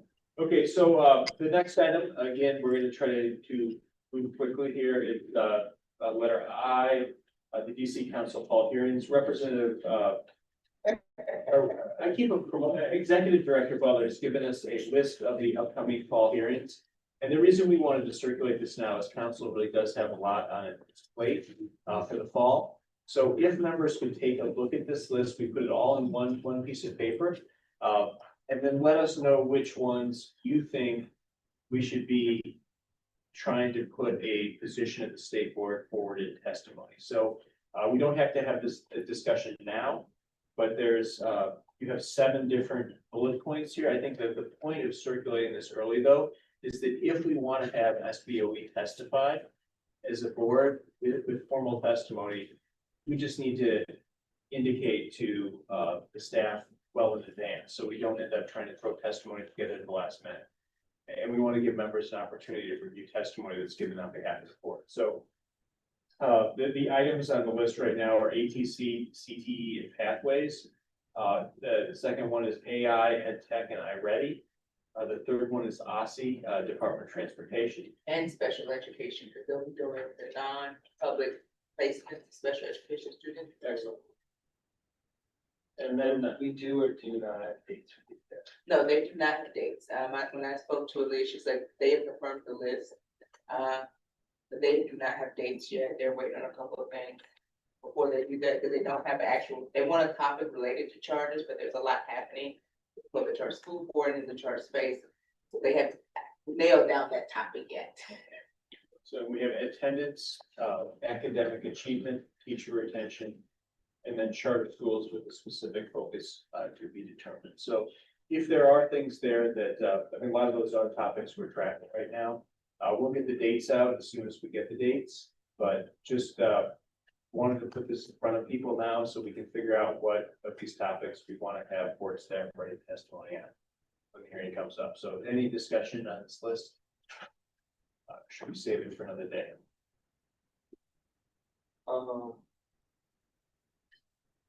I mean, I just like to put my 2 cents out there that I think our committee is still kind of figuring some things out with regards to the work of mentorship as a piece of the teacher retention puzzle, but I would definitely want us to weigh in on that.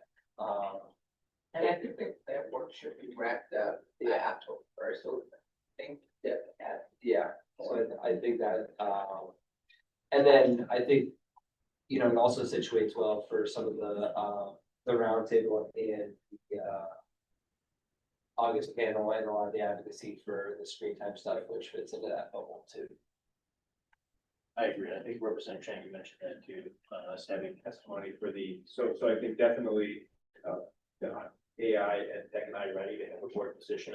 I would also like to mention OSSI DOT. I know we've talked about that a lot here before, trying to make sure that we have reliable, transportation for students with special needs is really important across the city. So, and I think we really got some reforms in place that should be taking hold this, school year.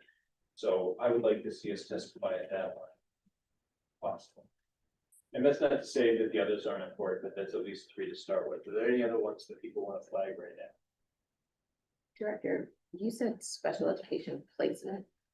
Yeah, the non-public placement, so there are students who, the district cannot. Meet their. I know what it is. I just wanted to make sure we were talking about either non-public or, there's something else about like where they're placed, but particularly like based on the IEP, based on LRD. That's what I was trying to figure out. It's more around the funding, because they are paying for students to not, like, if they can't meet the needs of the district to be placed other places. And so they're doing an audit of those to make sure all those places meeting the needs of students. Are we getting what we're paying for? Are parents pleased or not pleased with the services they're getting? Or what have you. I missed that when I made the list, so that was on me. Okay, because I know, because there's another bill that Councilmember Henderson talked about specifically like where kids are being placed, whether if it's inside or outside the general education classroom and also with non-public. And so I wasn't sure if that was based on what she was like talking about to hear from people again. Well, I will say, these are not necessarily based on any bills that are before council. These are their oversight. Just of education. Got it. She didn't share if there were any bills that they were planning for. I think that might be a separate list. Got it. I just want to make sure. Okay, thank you. Anything further on the fall hearings? Good. We're here at the end. Okay, going into the last item on the new business portion of the agenda, it's item J. This specifically here says implementation of State Board of Education membership eligibility emergency amendment act 2022. But this is really, I think, a broader discussion on that legislation and just, you know, how we look at specifically eligibility for the board and, you know, whether we want to look at any changes there. So the purpose of this wasn't to have a long discussion today. It was something that Representative Williams, Representative Colson raised, and our goal is to send it to the admin committee. We just wanted to flag it for members because we were going to ask the opinion of the new incoming chancellor, whether, you know, she thought there was any changes that should be in here, and then to see like a collaborative discussion of all of that, of the admin. So the purpose of having this on the agenda today, unless Representative Williams or Representative Colson, do you want to say anything on it, was to send it to the admin committee. So did you want to say anything further today, or just wait until we take it up at the admin? Let's take it up to admin. Okay, one. Representative Williams, does that sound good to you too? Yeah, I'm okay with that. Okay, does anyone have any questions? What specifically are you all looking to do? I just wanted more of like Yes. just a synopsis, a quick summary before you all just send it to admin committee. You should take the record. Okay, I think that's fine.